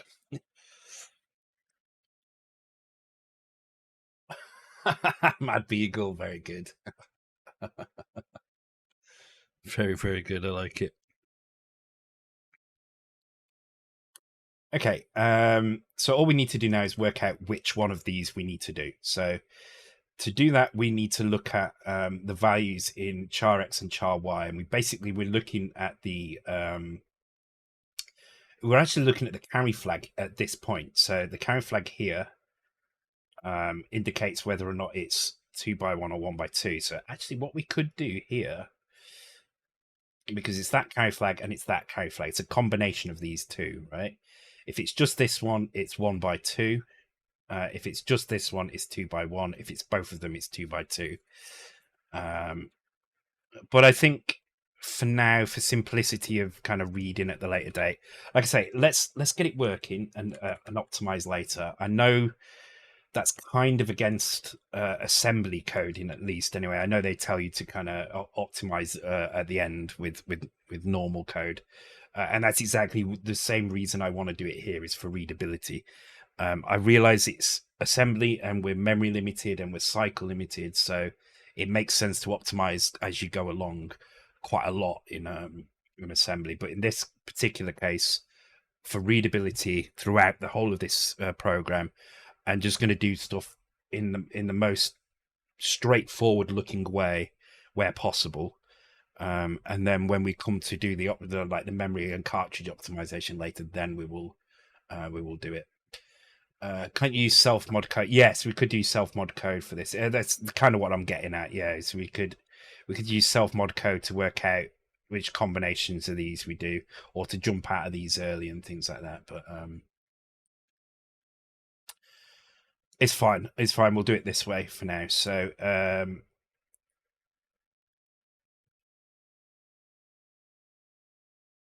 this is very good, actually. What does anybody? I mean, I guess you didn't. Oh, it's because you type raster line rather than raster line.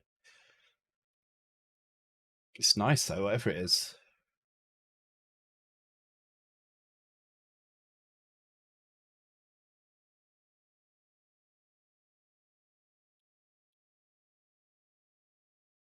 Okay, so we need to jump to one of these depending on the outcome of these. So if the carry flag is clear here, then we go to check Y, right? So if the carry flag is clear for X, that means that we are either 1 by 1 or 1 by 2. Yeah. Okay. So let me just put those in here for now, and then we'll work out how to pick those in a second.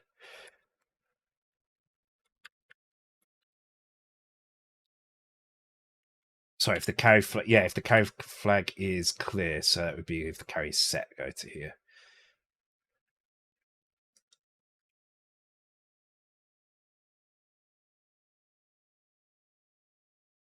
I feel like this could be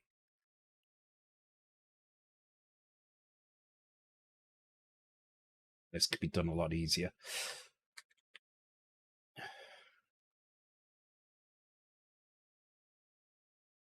Oh, actually,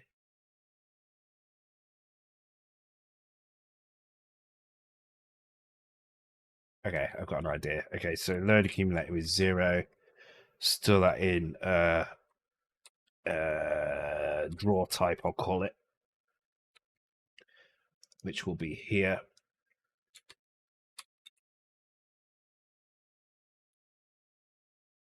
Okay, so we're going to start this with 0, and then we're going to shift this character off.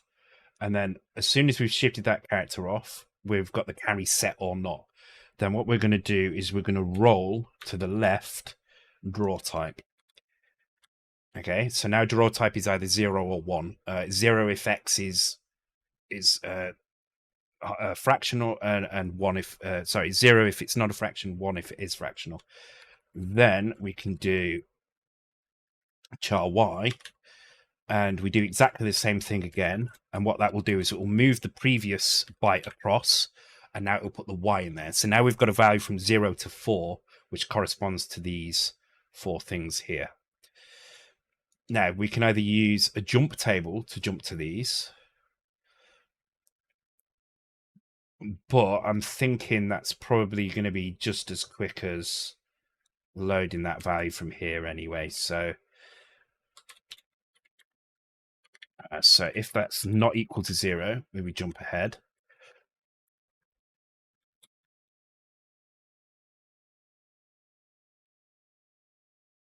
Yeah, so we just do stuff like this. Like so. 2, 3, 4. Right, okay, so I will do a little bit of optimization here, which is I'm actually going to move those up like that. And this should actually be 1, 2, 3. I'm going to move the Y up to here.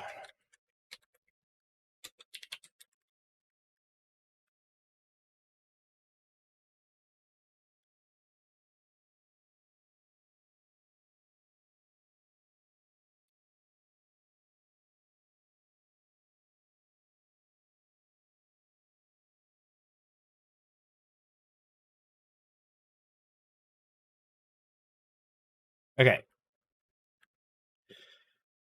So it's going to check if it's 1, it's going to check if it's 2, it's going to check if it's 3. And if it's none of those 3, then it's going to fall through to this one here.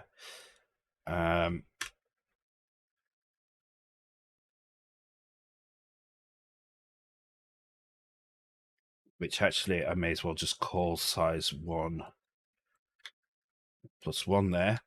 So if it's 3, that means both of them are set. So it would be jump to size plus 2. Size 2 times 2. If it's 2, that means the x is fractional, but the y is not. So it's 2 by 1. And if it's 1, then it's 1 by 2.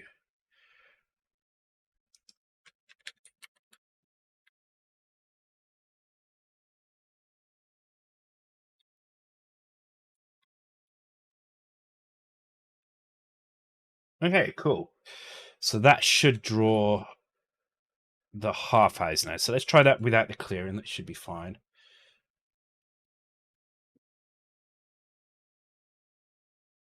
And actually, if we draw that, so if we save that draw type as well, so if we, can we store that anywhere in our data in here? Could probably store it in the upper bytes of type, because we're not going to have too many types. So let's put a note in here to say, okay, bits 6 and 7 are the draw type 0 to 3 calculated in the draw function. So the reason I'm doing this is so that we don't have to calculate it again. We can just put it in here, and it becomes less of a less of a burden on the processor to actually to have to do this every time we want to clear as well. We've already calculated it, so we may as well store it somewhere.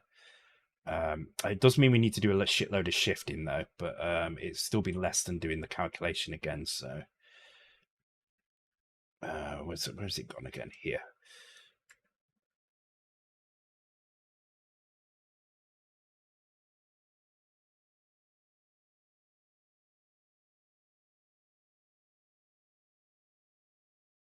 Actually, yeah, I'm not even sure that's going to save very much. Unless we just store it directly.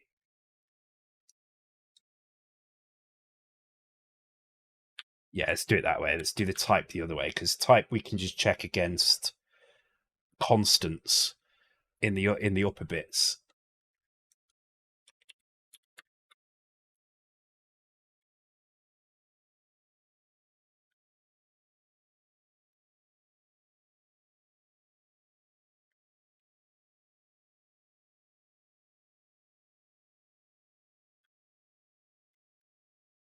It does still leave it with 64 possible types. So what we would have is we would have some constants. So let's put an example here. So entity type kind of basic would be 3, 4, 5, 6, and then 0, 0 like that. So then when we add that type in, we need to make sure we add it like that. So a way to do that is in our screen. When we add the type here, we just get,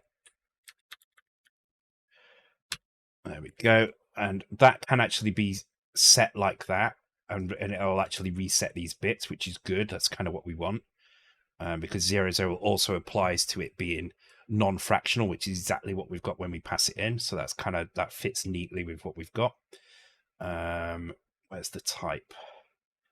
Interesting, the type isn't stored anywhere. It's in the accumulators. Oh, there it is. Stored to accumulated data type, X. Okay, that's good. Because we're not actually using that anywhere at the moment. Type is 0 if the entity is inactive. So all we need to make sure is when we remove the entity that we clear that thing completely, which we were intending to do anyway. So yeah, that fits nice and neatly, and it just saves us. As much as I said, don't optimize too much. It just means we can use the data a bit more efficiently here, which I think is quite kind of important. That is one optimization I think we should be doing. It's still readable. We've still got comments in here explaining what things are, so it shouldn't be too bad. Okay, So on that note, let's just give this a run and see if those things. I mean, they're not going to clear correctly. It's going to clear incorrectly, if at all. But it may be that we see it moving properly, which will be a 4 pixels at a time, which would be a nice bonus.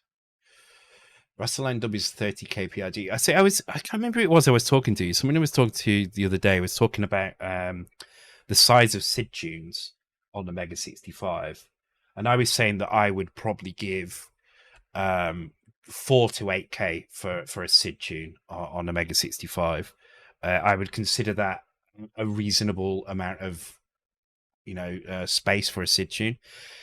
With dual SIDs, maybe up to 16K, but only if it was very good and very long and had lots of tracks and stuff in it. Then yeah.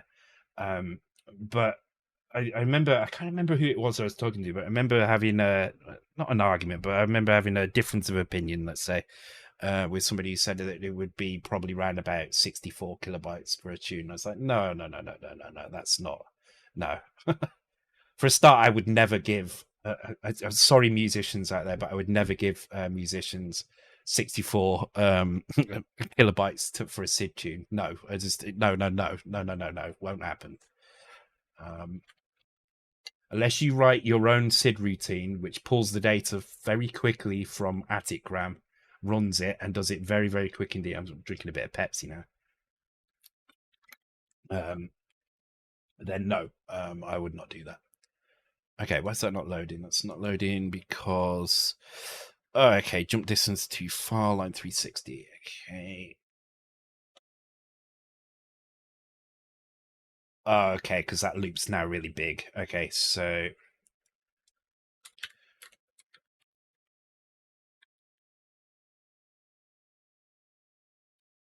I love this version of Starman. It's cool. Spoke about streaming the music, I think, to get memory free. Yeah. Was it you, Nicomo, I was talking to about that? I don't think it was you though. But yeah, we did. Oh no. Yeah, I remember we were talking. Yeah, we were talking about something else though there. This was a different conversation with somebody else, I think. But yeah, I remember that conversation as well. With this game actually, wasn't it? We were talking about. No, I was talking about Mega 65 stuff.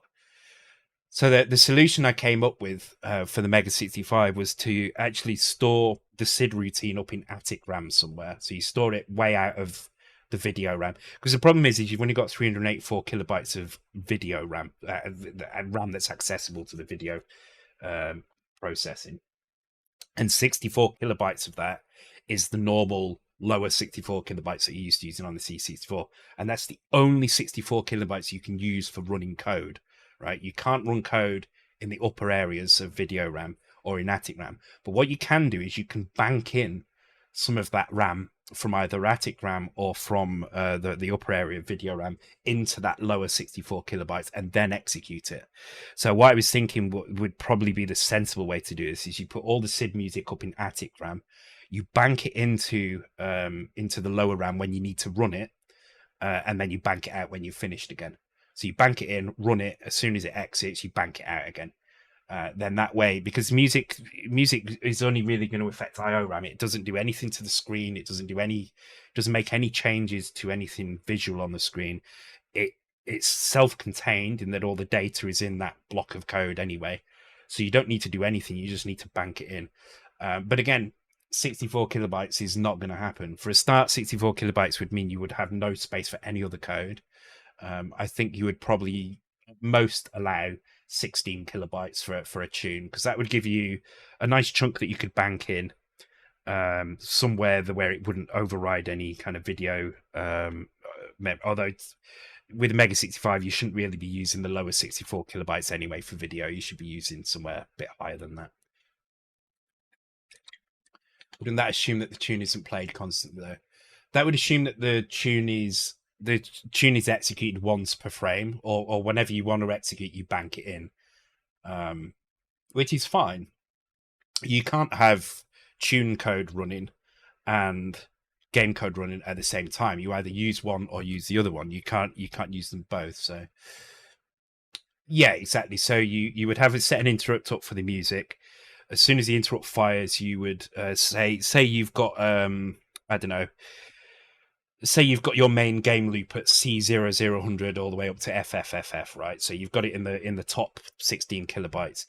Nothing in that game loop needs to execute while you play the music. So what you could do, as long as it's not being called from that area, as long as the interrupt is being fired from outside of that area, then what you could do is you could in your interrupt code, you could bank in your music, 16 kilobytes of music into that block, call the SID routine in there. When the SID routine exits, you bank it out again. Very quick. It's a DMA action basically. It's going to be very, very quick indeed.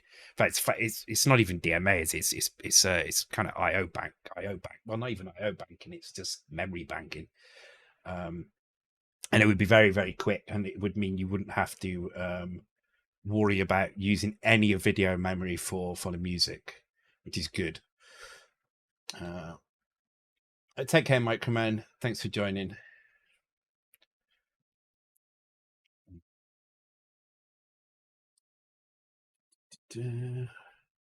Which is kind of what I'm doing on this game. So this game, although not quite, what this game does is it has two interrupt routines. So it has one interrupt routine which is through normal gameplay, and it has another interrupt routine which is a fallback in case that the cart is doing any copy actions when it calls the music routine. So if the interrupt fires while the cartridge is banked in, instead of it running the normal IRQ routine, it runs a kernel IRQ routine, because when you bank the cartridge and you bank kernel in as well, which then triggers the music. So it's not quite the same, but there's two interrupts depending on the state of the cartridge, which is the only way I can keep the music playing as stuff is loaded from cartridge.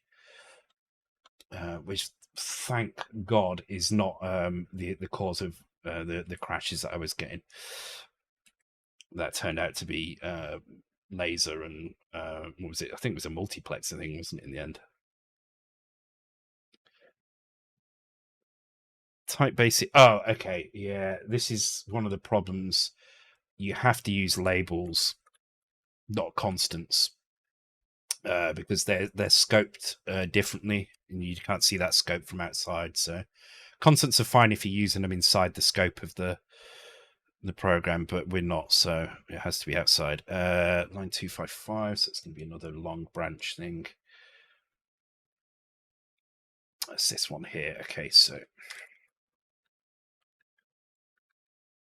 oops.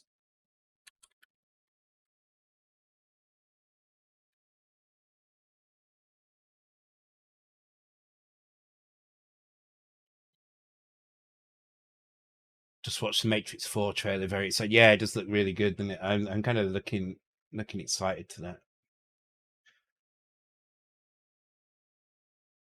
I'm as I say, after the first one, I didn't enjoy the second and third one. I thought they were a bit of a cash grab from the thing. I don't think they really did much for the story, really. And see, I think that's moving half a frame at a time, isn't it? I can't actually tell now. Oh yeah, I think it is, because it's. If it wasn't, it wouldn't leave that weird trail behind it. So I think that's pretty good.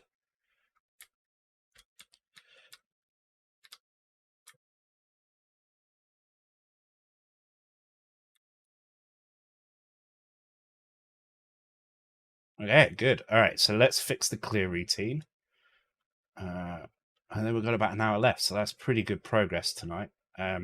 So I think the next thing I want to do, which will start tonight, is work out, as we're drawing things. So what we'll do is the draw routine goes through everything. The draw routine draws every single sprite, every single entity. As the draw routine is drawing, it's going to keep a record somewhere of whether or not something has been drawn to the screen or whether it couldn't draw to the screen. I could use self-mod code for clearing. Let's have a look. Where's the clear routine here?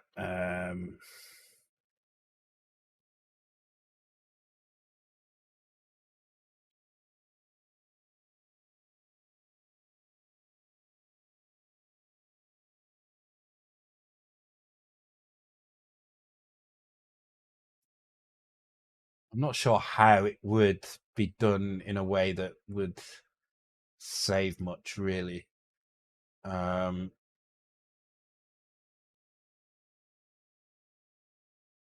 I'm going to do is I'm going to copy this up to where I need. I'm just going to copy from there because I need something from up there, and then we'll take a look at how we could simplify it.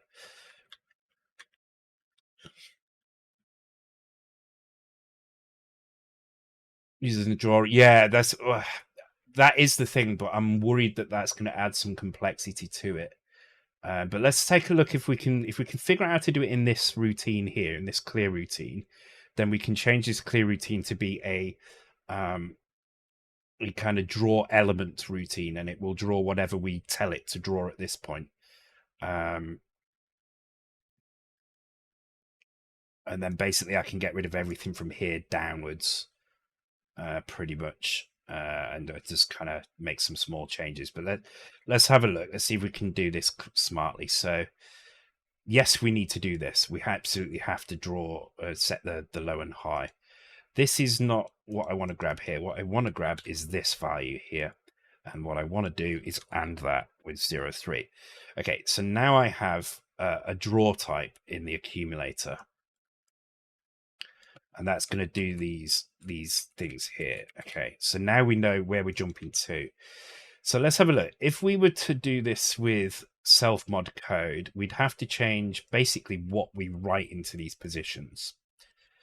So that's 1, 2, 3, 4, 5, 6, 7, 8, 9 locations that we'd have to change. And actually depend. See, no, I don't think it would matter that much. Let's have a think. So we have a little smoke in my inhaler while I think about this. My vape. I keep calling it my inhaler. I inhale from it, so that's why. So the position, so the positional stuff. Let me indent the things that don't work, right? So these things would need changing. Let me indent them this way.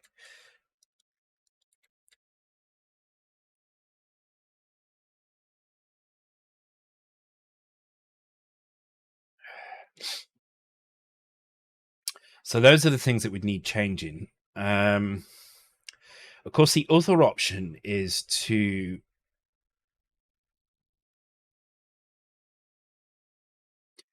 only use this one here and to break out of this at various points or jump to various points. So you put some logic around each one of these things here to decide whether or not we should be continuing to draw the rest, skip into just the end here, skip into this one here, and then after this one, skip in, so you can do all the calculations around this section. Then that reduces all of this here, gets rid of that, but replaces it with a few comparison instructions. Probably lessons there, actually. It would still be based on this value, but we wouldn't need to do any of this either. So we wouldn't need to. These comparisons would basically end up in here instead. But that doesn't change these values. All that does is change whether or not we're where we're jumping. But I do like the idea of that, actually. I'm gonna as soon as we're copying this from somewhere else, so we've already got this working somewhere else, let's actually do that on this one. Let's change this routine a little bit. So let's just assume that we're always going to do this, and let's get rid of all of that, right? So now we've got the type from before, and we've simplified this a hell of a lot. We can get rid of that completely. We do need to load y with 0. In fact, let me copy that from up here so I've got the exact same comment in front of it. Where was it?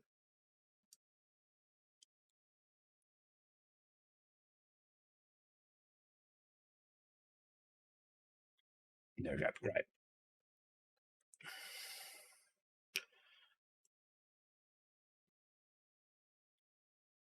So we're always going to do this. We're always going to clear this one. This is the top left corner. This is always going to get cleared. then we can increase y. What I'm going to do is I'm going to transfer this value. Now, do we need the x register here? I guess we do, don't we? So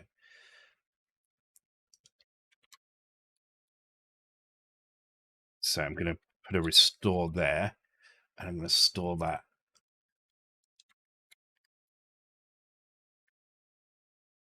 Okay, so we can grab that again later on and exit. But what we'll do is we'll transfer X register into here, because at this point we don't need the X register anymore. We've got the information we need. We've set that all up, and now we can jump into here.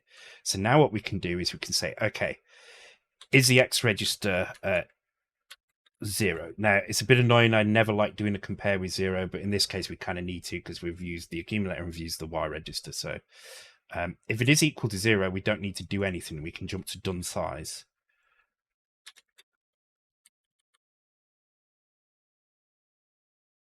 If the value is equal to... oh, actually, no, because we need to change the characters here as well.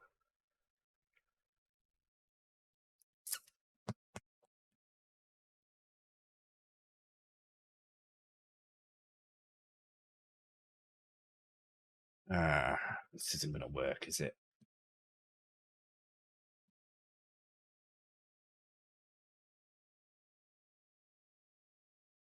No, this isn't going to work, is it? No. All right. I was thinking that was going to save us, but it's not. We're going to end up in a mess if we do that. So I'm going to revert.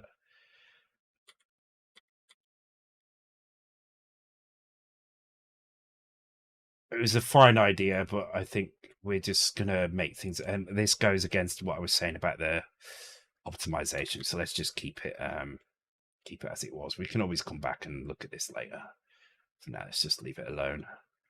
I just end up making a mess otherwise.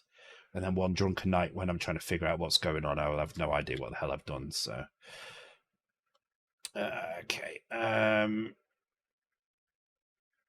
Okay, so that stays the same, that stays the same, that stays the same. So the only thing that is going to change in here is we're going to change this to a 0. And it needs to be a 0 here as well.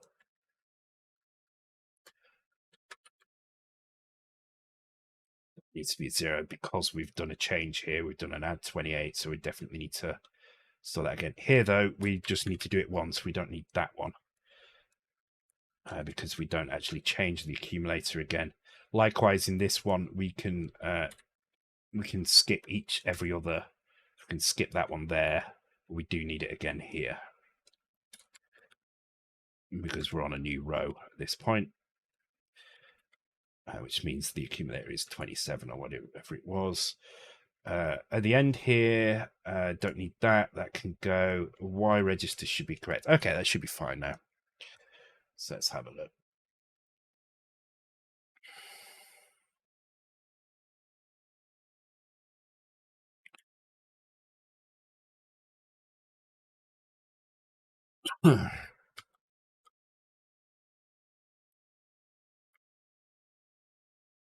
Oh, and it hasn't worked. Okay, it's still...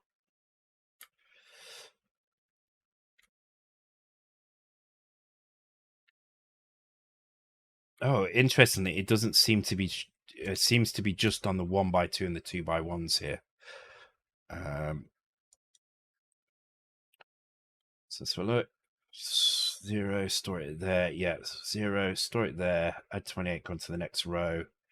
Store 0 there as well. Yeah. Data type X.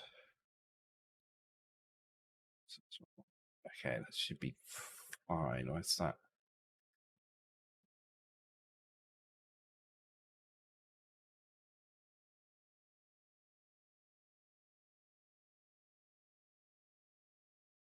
Okay, what I'm going to do is I'm going to change these 0s to 1s. This is just going to make sure that when they clear, it clears with a different shape rather than just a blank. And that should help me see whether it's clearing in the right place or whether it's incorrect, because it doesn't seem to be clearing properly. So, and also this is moving. So if you take a look at the dx and the dy, so here we've got -2, 0 here. So if I move up to there, see how it's 2 and 2? That means Actually, why is it not clearing properly? That doesn't seem to be. Did that not build or something? 2 and 2 means it's moving one whole character at a time. Each half a character is one. So that means if we're in the full diagonal there, it's actually moving a full character at a time. So actually, instead of doubling that value, we need to quadruple that value instead, which may actually complicate things a little bit because 40 times 4 is 160, which is more than 128, which means that the negative flag would be flagged up there. So I need to look at that in a second. But it is only char X and char Y, so maybe it's okay. I'll take a look in a minute, but I think we just need to. I think we need to do another multiplication here just to double the char X and Y again. So instead of it being double, it needs to be quadruple. But I'll come to that in a sec. Okay, why is it not drawing? Why is it not doing the clear? Why? Maybe it's just not calling the clear at all. Clear is definitely called here.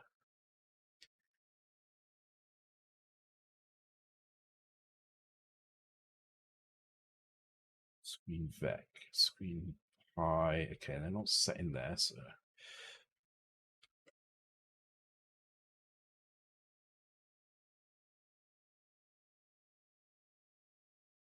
need that jump gun size there, which means that's probably set in this update as well, isn't it? Yeah, don't need to put that. Right. So it's drawing fine, but it's not clearing fine. But what should be happening in the update is it should be doing the following order of things. Where's the update? So it does a calculate entity delta, and then a draw. And what calculate entity data does, where's it gone? Oh, actually, maybe we shouldn't be calling clear twice. Maybe that's the problem. Because we're doing all of this, then we're calling clear, and then clear again. Oh, imagine the update. Oh, no, it's probably all right, actually. Update entity position. Updates to a new position. I feel like that should be being called right at the beginning before any of this gets called twice. So maybe instead of calling this routine twice, we call clear once here. Then we run this routine twice in here rather than from the outside.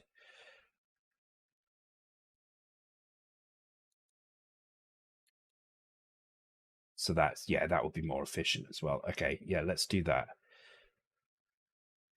So I'm going to do that by setting a value in here. I'm going to call it run count.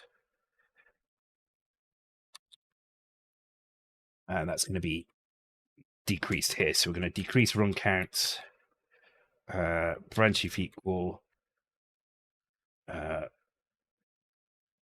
So here, otherwise we're going to jump to the loop. Oops.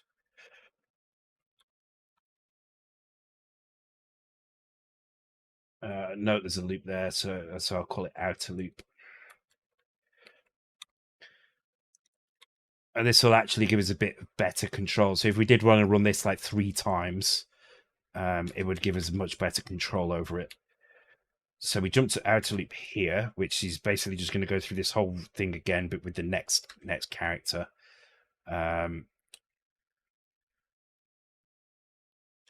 But instead, what we'll do is we'll say load accumulator with 02, so on the count. So this is going to be how many times. Oops. Let's call this Robotron updates per frame and put that in constants.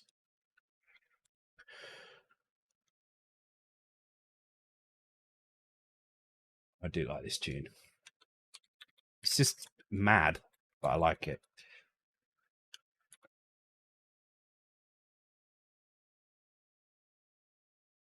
Which now means we don't need to do this twice, and that might help us a little bit. Okay, so this is kind of just the wrong word for this now, but let's just leave it in for now.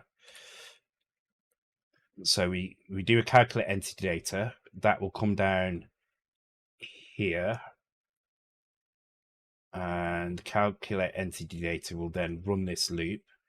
This loop will always do a clear first, then it will do all this crap here. Actually, it shouldn't affect if I do the clear at the end or not. I don't think this is going to make any difference, but it's going to save us a little bit of processing time. That's at least it's going to do that. Not a lot, but it will. And then update the entity position. Okay, let's just make sure that works first. I guess that's the main thing. It's just balmy, this song. It's kind of crazy, but it sounds. I like it. It sounds good. Let's just make that capital. No, let's make it lowercase. It matches the everything else then.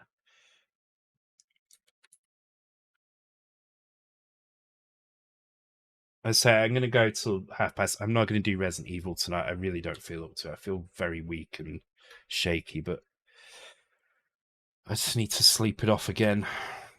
I've been like this since the weekend. I think the vodka at the weekend did me in a little bit, to be honest. It's that pear. It wasn't that nice.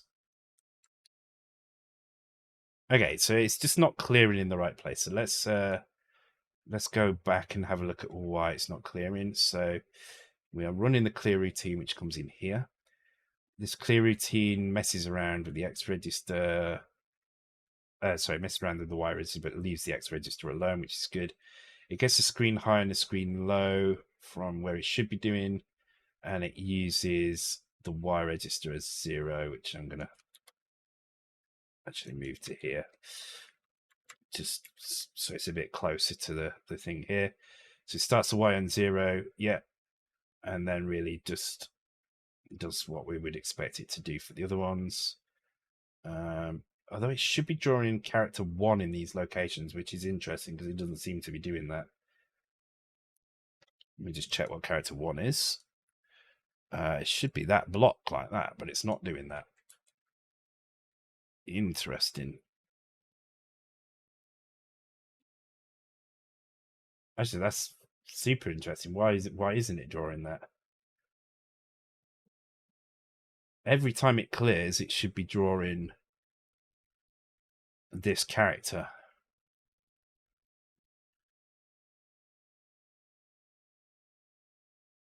Really good. Yeah, I'm pleased with it. I think I've been a bit more focused tonight. I've been. I think it's weirdly, as much as I've not enjoyed kind of coding at work for a while, because that's why I changed my job, to get out of kind of coding every day. I've actually been working on some tooling, and that's kind of got me coding again today, and yesterday. So I think it's just a kind of side effect of that I'm feeling a bit more code focused today. Why is it not clearing? It's not clearing that. Oh no, it's not clearing the whole bottom, is it? It clears the top, but not the bottom for some reason. I'm kind of thinking although it's not clearing at all. It's not got the right characters in. I need to run this in the debugger. I need to see what's going on, because I ain't sure. And I don't know where that is in memory, so I'm just going to have to put something in there. Let's put a note in here. Okay, so what do I need to do? Print. Wow. Could not have got those characters in more of a jumbled order. So this is the clear, let's call it. Actually, I'm in clear. No, that's in draw. I'm in the wrong one. Drawing's fine. We know that. It's the clearing that's not. So let's print clear.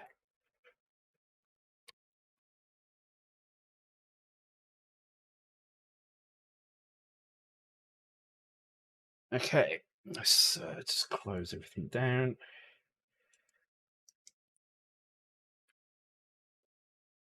What programming language at work? It's been JavaScript again, actually, Node and Electron again.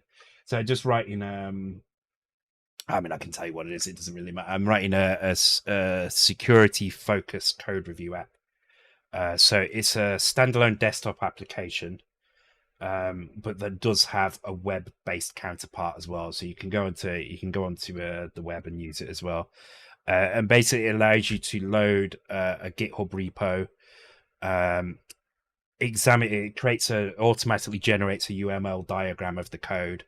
It works out what code it is as well. It works out whether it's Java or JavaScript or C or whatever it is. It doesn't matter what language it is.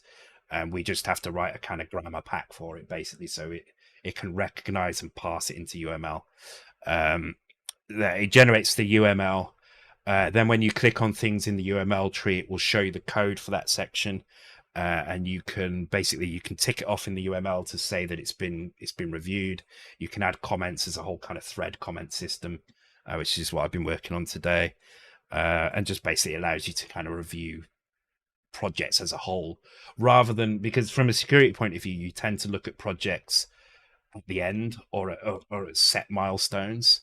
It's not like as a developer where you're doing the code reviews on every commit, right?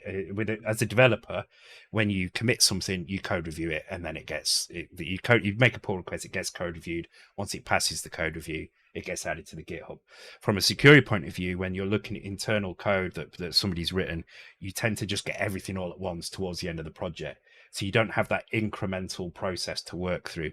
So this tool is designed around that kind of concept, the fact that you don't have, you're not looking at diffs. You're not comparing the code now to what it was previously. You're looking at entire files and entire structures, and usually multiple repos as well. So it's based around basically doing that, being able to load in something from GitHub, see kind of automatically kind of what language it's written in, which dependencies it has, whether those dependencies are third party or internal, local to the company. The ability to load those dependencies in as well and see the UML for those, so you can kind of build kind of projects out of multiple repos if you need to. But also to use commit hashes to work out whether or not, okay, nothing has changed in the 6 months that it's been since we last did a security review on 90% of the project, but there is this section here which has completely changed, and we need to review that. And then it will also eventually, it's going to have some kind of pattern matching algorithms so that it can find, using ANTLR, it can find dangerous patterns in code as well. So if there's particular libraries or things which are vulnerable to certain vulnerabilities, we'll be able to write little kind of they're grammar packs. Again, it would just be another grammar file to recognize the use of the vulnerable code. So it's not quite often what I see with these tools is you see tools which will scan the code and say, oh, well, this uses version 3.6 of this particular library, and that library is vulnerable to this thing, which is great, but you still need to go in and you need to check, okay, we're using the vulnerable library, we know that, but are we using the vulnerable code that's in that library? Are we safe? Because potentially it could be a small function that you never use that's vulnerable. So this tool will hopefully help with that by identifying whether or not you're using those as well. So it's a fun project. It's going to take me a while to do, but I'm enjoying it. Anyway, enough of that. I like talking about that because I am enjoying that at the moment. What's it going to do? Oh, yes, I want to check now where that clear is. 7092. Okay, so now I know where that is. And jump into here.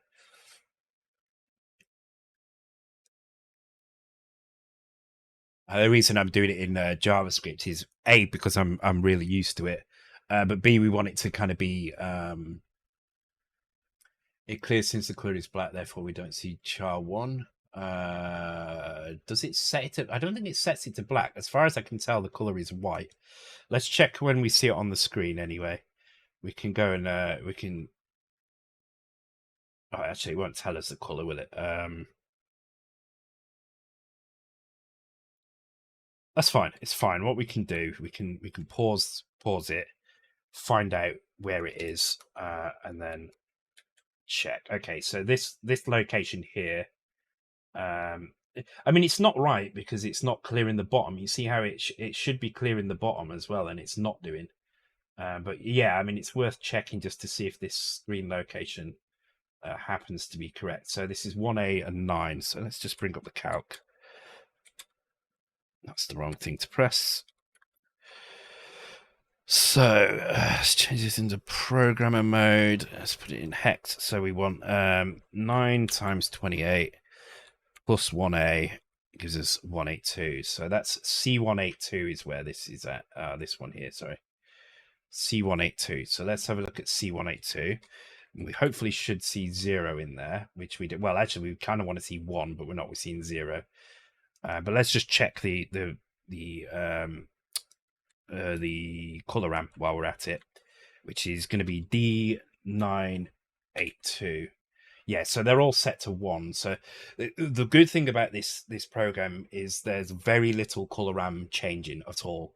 There is a tiny bit. There's a few red things that get added in here and there, but for the most part, it's white, and that's really good because it means we've got more time to do other stuff as well. So, yeah, the hip crowd sell it. I do want to try Rust, but I'm a bit worried that Rust is going to add more complication to things, whereas as an assembly coder, I think that I think that C should be easy for an assembler coder to pick up because you're used to kind of dealing with memory, knowing how your registers overflow, knowing how your stack overflows, knowing how you kind of utilize memory, the size of everything in memory, where you need to kind of clear memory and free memory up. You get used to that, and I think Rust tries to be clever in kind of making that safer for you. And I think it's probably overcomplicating things from an assembly programmer's point of view. Maybe from a non-assembly programmer's point of view, it's kind of exactly what they want. But I don't know. I don't know enough about it. I need to look at it. But I get the impression that's what it does. It makes making memory errors much more difficult than it is in C. But I feel like to do that, it has to complicate things, right? C is as low level as you're going to get in a high level language. So, and this is another thing I've said before. C is a high level language. Whatever way you look at it, it's designed to be a high level language. The difference is that in terms of high level language, it's as low as you're ever going to get a C. C is as low as you're ever going to get a high level language to be. It's like right at the bottom of the theoretical ladder of kind of high to low level languages. It's right at the bottom of the high section. Okay, so it's strange we do. Oh, I don't know why it's written on number 1 there. That's weird. Did I write something in that location? Oh yeah, I probably typed something as I was doing. So yeah, okay, I typed D1 in there. That's why. Yeah, see, so that's what it should look like. It should draw that there. Not in red. It should be in white. But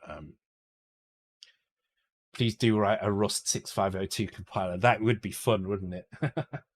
I was actually thinking about compilers the other day, and how I would like to have a go at writing a compiler that uses lots of self-modifying code. Just because I don't think compilers make enough use of self-mod code, and I absolutely love it. So, I mean, I guess it's kind of tricky to do, but I think you'd get a bit of a speed boost in many cases. So, Asm Hunter, thank you for the follow. Welcome to the stream. Hope you're doing well. All right, so why aren't we getting 1 here? So let's go and put the breakpoint in. What was it? 7092. Okay. Okay, so unfortunately we don't have source mapping at the moment. I still haven't worked out a good way to do that. I just haven't had time to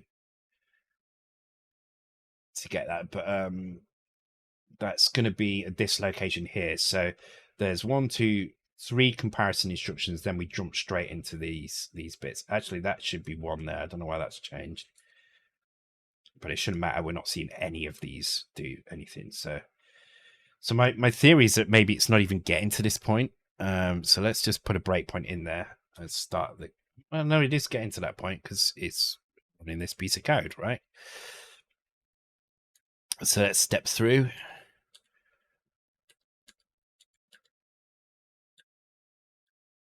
Okay, and it clears that one there. Oh, wait a minute.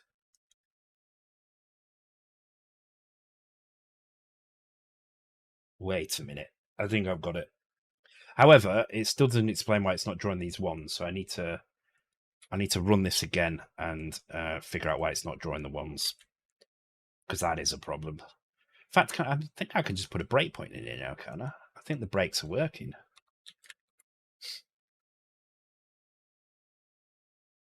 Might be wrong, but I'm pretty sure I've got them working. Yeah, detecting whether compiler should use self-mod is definitely a hard problem, but I really would like to give it a go. And a 6502 compiler would be the perfect opportunity to do that. Not too complicated. Thing is, though, part of me thinks C is still overkill for doing 6502. I like the approach that Turbo Rascal and Milfork have with this kind of intermediary, kind of a mid-level language, if you like, that is kind of half assembly, half C, half C style, I guess. Well, in the case of Milfork, it's Pascal style. In the case of Turbo Rascal, but I kind of do like that approach. So if I was to do it, it would be that route that I would probably take. But I've got too much. I don't have enough time to do these things. I really don't have any time at all, really, anymore. I've got to start looking for a house soon as well. Which oh, now it is drawing.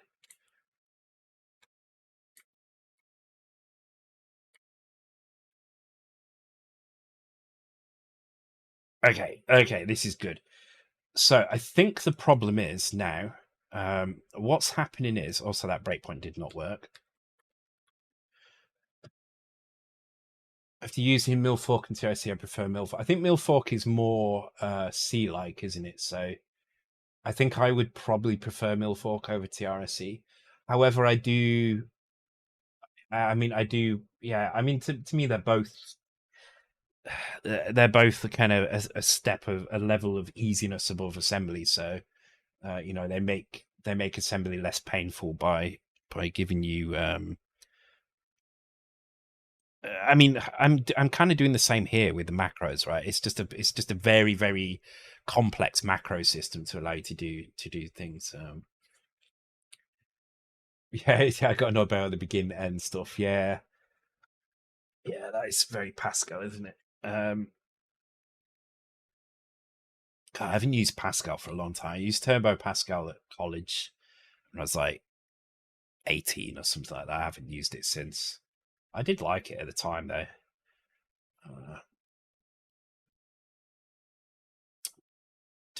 Okay, so let's have a look. So I think what's happening is we come into this routine here, the calculate entity data, and this does a clear. Okay, so this is clearing based on whatever the value is set.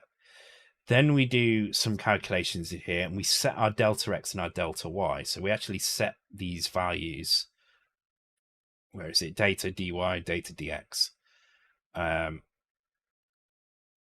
Actually, no, it shouldn't matter. This should be fine. Then we do update entity position, which moves the character based on these, which is this one here.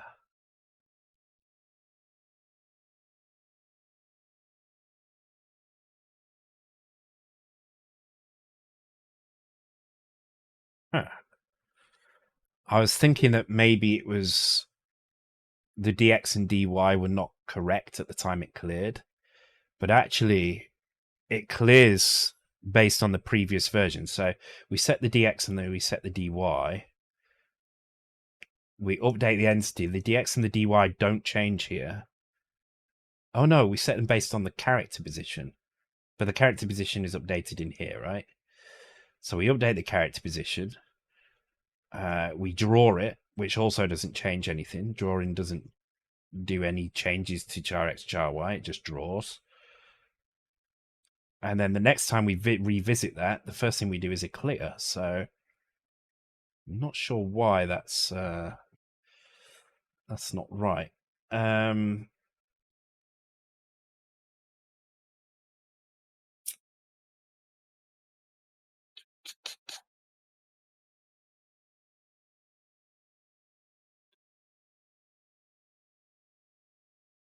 Okay. Well, at least we know it's clearing properly now. Whether it's using the right characters. I don't know why it wasn't before. But my concern is that this type is not correct.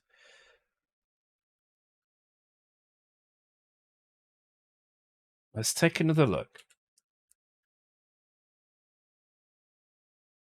The type should be based on the char X and the char Y. Which means if any of them ever go to 1, it's using the half. Well, no, sorry, that's the dx, the dy. You see how it's clearing fully there? It's clearing fully there, but the moment it does like a half movement, the moment it needs to move less than 1, it fails to do the clear properly. Or it fails to do the draw properly. I'm not sure which one it is. It could actually be the draw that's wrong here. Because if you look at that path, right? So the path here is going perfectly straight, diagonal, and then continuing to do a diagonal, but then... No, actually not continue to do a diagonal. It's like... I'm not sure. One of them is wrong here. It looks like the X position, the clear is only ever happening...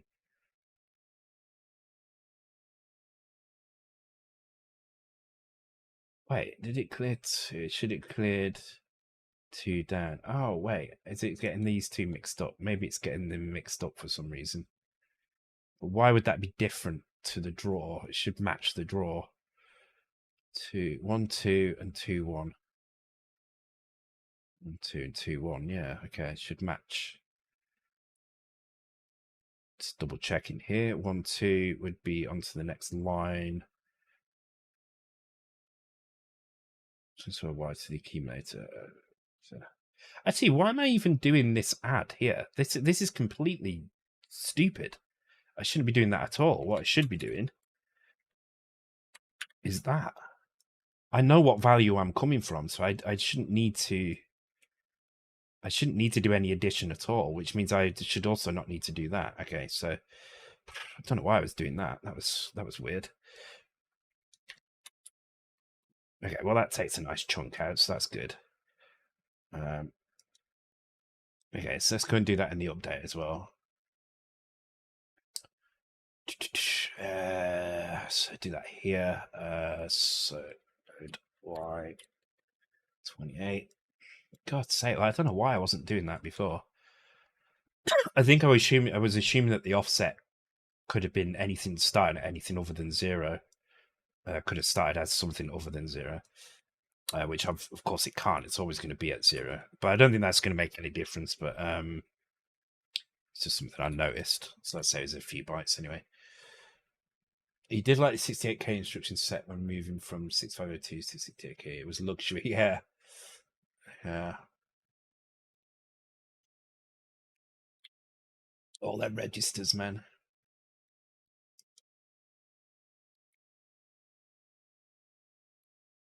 I mean, the stack pointer is technically a register anyway. That's why you've got TXS and TSX and PHM, PLP. They're technically just stack things. I mean, you could say that you could say that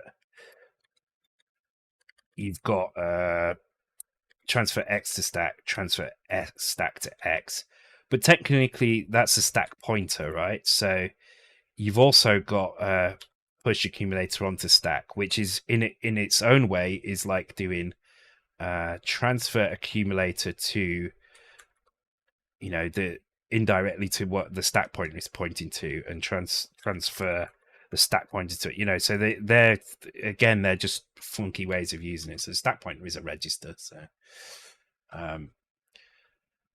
So really, I would blame the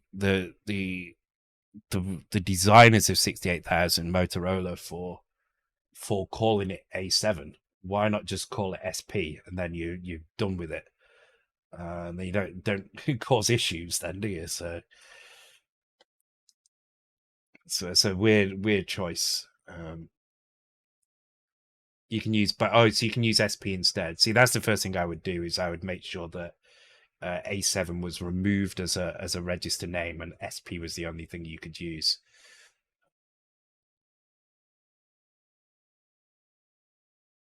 The 6502 registers and PC are mapped to memory. No, they're not on the 6502. I don't believe so. Anyway, if I'm wrong, somebody let me know. But I don't believe they are.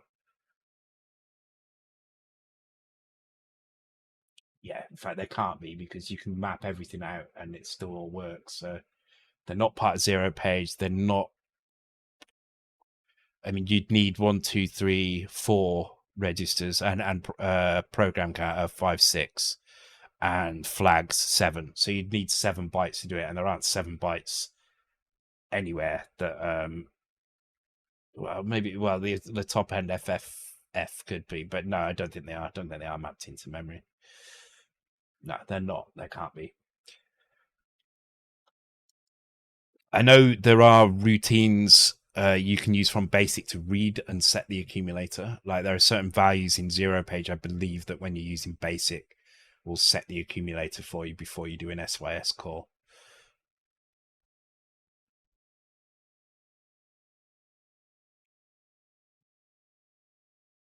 They have sprites, joystick, keyboard, font drawing added to TRSC. Oh, cool. That's really cool. Yeah. Sweet. At least it gets you away from doing Z80 directly, so can't argue with that. Okay, what the fuck is going on here then? Okay, so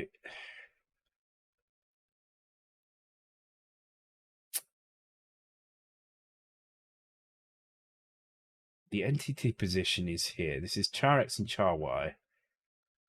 And oh, maybe it's the screen location. Let's look where the screen locations are updated. So when we clear, we grab screen high and screen low and we store them in here when we clear, right? So that means we cannot update the screen high and screen low before we do the entity update. So let's have a look in here. Screen high and screen low are probably going to get set. And there's the update entity.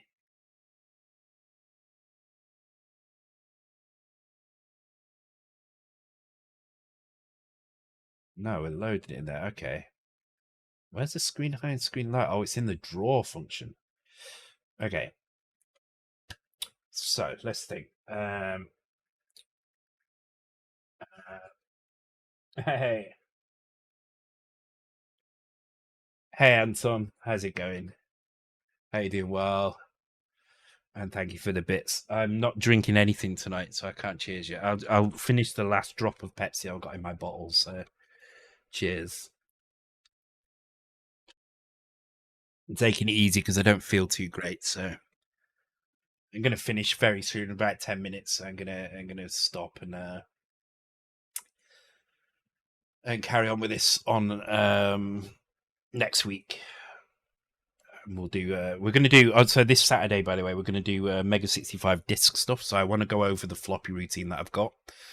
Two reasons. One, I need to do it anyway. I need to start looking at the floppy routine that I've got and finding a way to kind of verify it on real disks. So if I've got time, we might do that. I also want to do SD card stuff, so I want to make it transparent but well, not transparent, but I want to make it so there's simple macros for loading something from an SD card. The second reason I want to do this as well is with the competition running. It's at the moment you guys have really been doing stuff that just fits into 64K and maybe unpacks a little bit into there. I don't think there's been very many, if any, people that have done anything that loads into those higher areas of memory. Mainly because you need disk access to do that, and I think that's something that's it was for a while it was very tricky and didn't even work on XEMU. Now it does work, or at least the disk loading does. I don't know whether SD card loading was. We'll find out from that. So it'd just be nice to include those routines so that you guys writing games can actually use kind of much more memory to do that, including Attic RAM as well.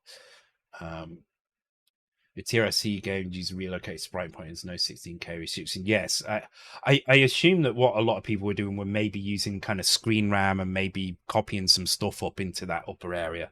And maybe, like you say, using relocatable sprite pointers so you can just kind of use sprites anywhere.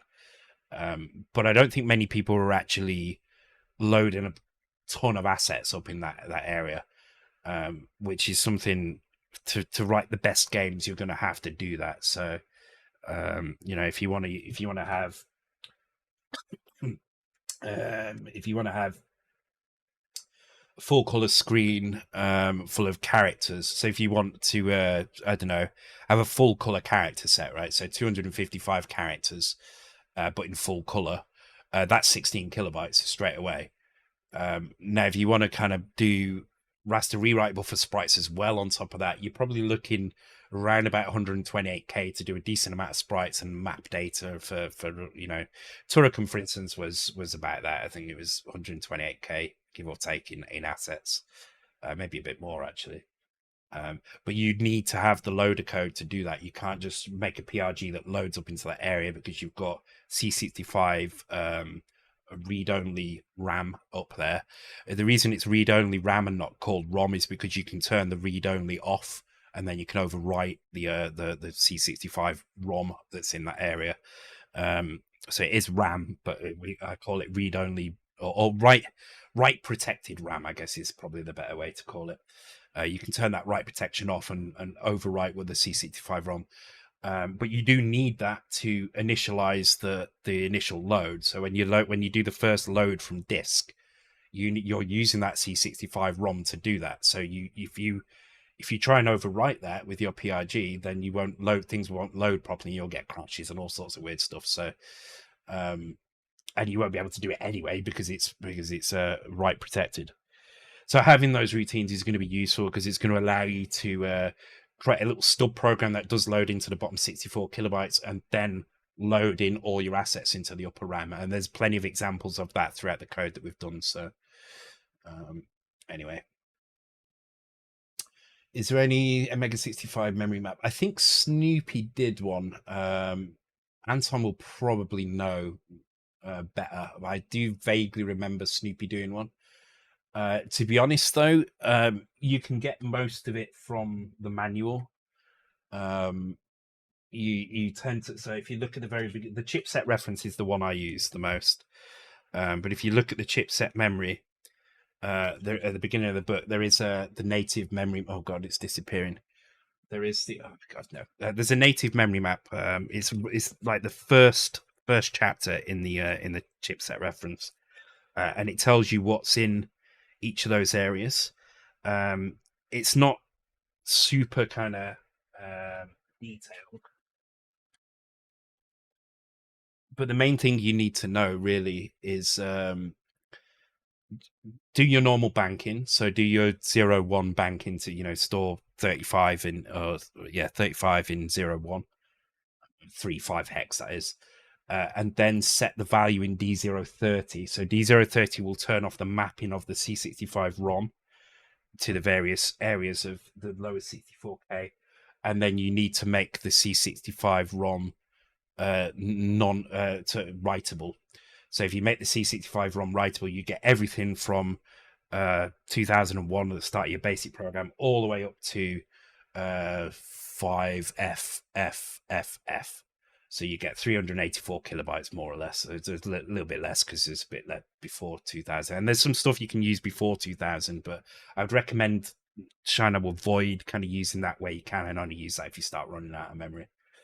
But if you want some examples, go and take a look at Luna 65. I think I've shared that code. Maybe not. If I've not, then I will make sure I do that at some point. But look at just go and have a look at the streams. Look at the examples that we've already got. There's plenty of stuff in there.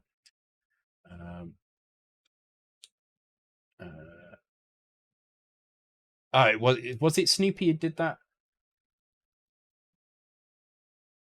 Can't see who it's by.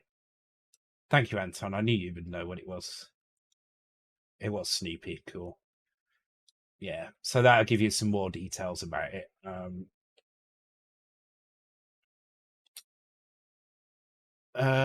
Okay. But yeah, pretty much every program we've done since doing the Mega 65 starts with a couple of lines, which basically does all the banking, gets all that set up right. So as long as you do that, then you just level the shitload of RAM, and that's all you really need. And then you just need a memory map for your VIC4 I/O registers. Your SID is exactly the same. You've just got 4 of them instead of 1. Um, that's it, really. I mean, it's the VIC4 registers is the key thing. If you know that, then you're good to go. And the hypervisor, which I think needs a bit more documentation, but I don't know enough about it to In fact, I know nothing about it. Also, I don't really have time to document things. I don't have time to chat either. I should be doing this. Let's do a little bit before I go, and then I'm going to go. So the bug we've got at the moment is that we're not clearing properly as we move. So you can see. Let's just do it again. One last run. So SIDs are like C64, but 4 sets. Yes, exactly. So you've got D000, D020, D040, and D060. But they're exactly the same as normal SIDs, just in those 4 locations. Likewise, the VIC4 is just like the VIC2. It's just that when you get to D030 and onwards, there's extra registers that do things. But up to that point, it's exactly the same. So it's still D000 to D00 F for your sprite stuff. D4, sorry, yeah. D4. T400, D420, yeah, sorry. But yeah, it's the same with the VIC. The VIC2 registers are the same up to that point. Then you've got the C65 registers, and then you've got the Mega 65 registers. They're all just stacked on top of each other. So the stuff you're used to using in VIC2 should still work on the Mega 65. It's just you've got some extra stuff in there now as well. So Mega 65 opcodes is not used anymore. The reason it's not used anymore is because we've now got Jesper's Jesper's assembler, kick version of kick assembler. So we don't need that.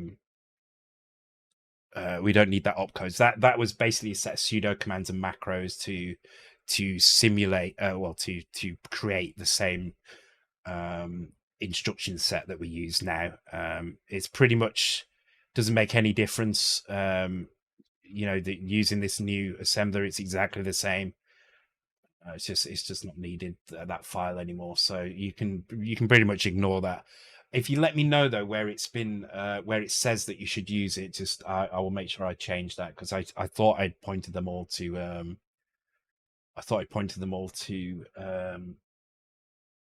to the new kick C thing.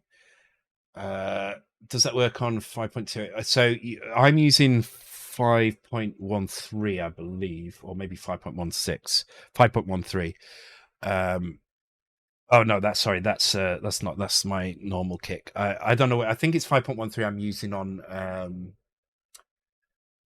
5.13 that I'm using on Mega 65 as well. But if you want the latest, if you go to the Kick C project, and inside the Kick C project, you will find kickass.jar in there. And it's you use the one from that, and that's the one that Jesper's updated to have all the Mega 65 stuff in it. I don't know how up to date he keeps that. I don't know if it is kind of kept in line with the latest kick assembler, but that's where you use it. Oh, it's in the dev setup video. Okay. Maybe I'll make a note in the description then, because it's on YouTube that now, isn't it? I guess. Yeah, I'll make a note in the description, because if you go to the repo that has that opcodes in it, it will tell you that it uses that kick assembly. If you go there, you can find a link to it all and you can download it. All right, I tell you what, I'm just gonna quickly show where we're at, and then I'll call it a night, I think. So as I say, we've got this one problem with clearing, but I think other than that, it's been pretty decent progress tonight. It fixed the issue with the Delta X and Y, made some small optimizations here and there. But most importantly, we've got these moving towards us now properly. On the next stream, what I'll do is I'll fix this this clear issue. I'll leave this character in because it's good to show us that it's wrong. But it looks like it's fine when it's 2x2, but 1x2 and 2x1 it seems to get wrong for some reason. So we'll work out why that is on the next stream, and then once we work that out, what we'll do is we'll double the char x and the char y again, and what that should do is allow us to have a value that creeps up properly fractionally. So when the dx and dy is 2 and 1, that's only actually still moving half a pixel, half a character, and a quarter of a character. It's just we'll only be displaying the half value amount. So, okay, let's go and find someone to raid. I'll leave you there. Sorry, there's no Resident Evil tonight. I really do need to go and lie down. I'm feeling really weak. Let me find my raid list.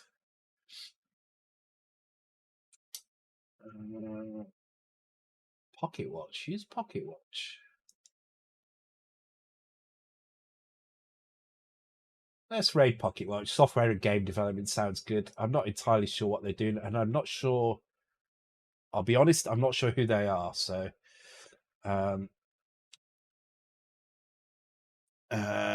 Good night, Nikomo. Good night, everybody. Thanks for joining. Let's go and say hello to Pocket Watch. It's going to be a quick raid and run for me because I do, like I said, I do want to lie down. I'm feeling rather ill. But yeah, thanks for coming, and I shall see you all again on Saturday, where we'll be doing the disc stuff. So take care, guys. Cheerio.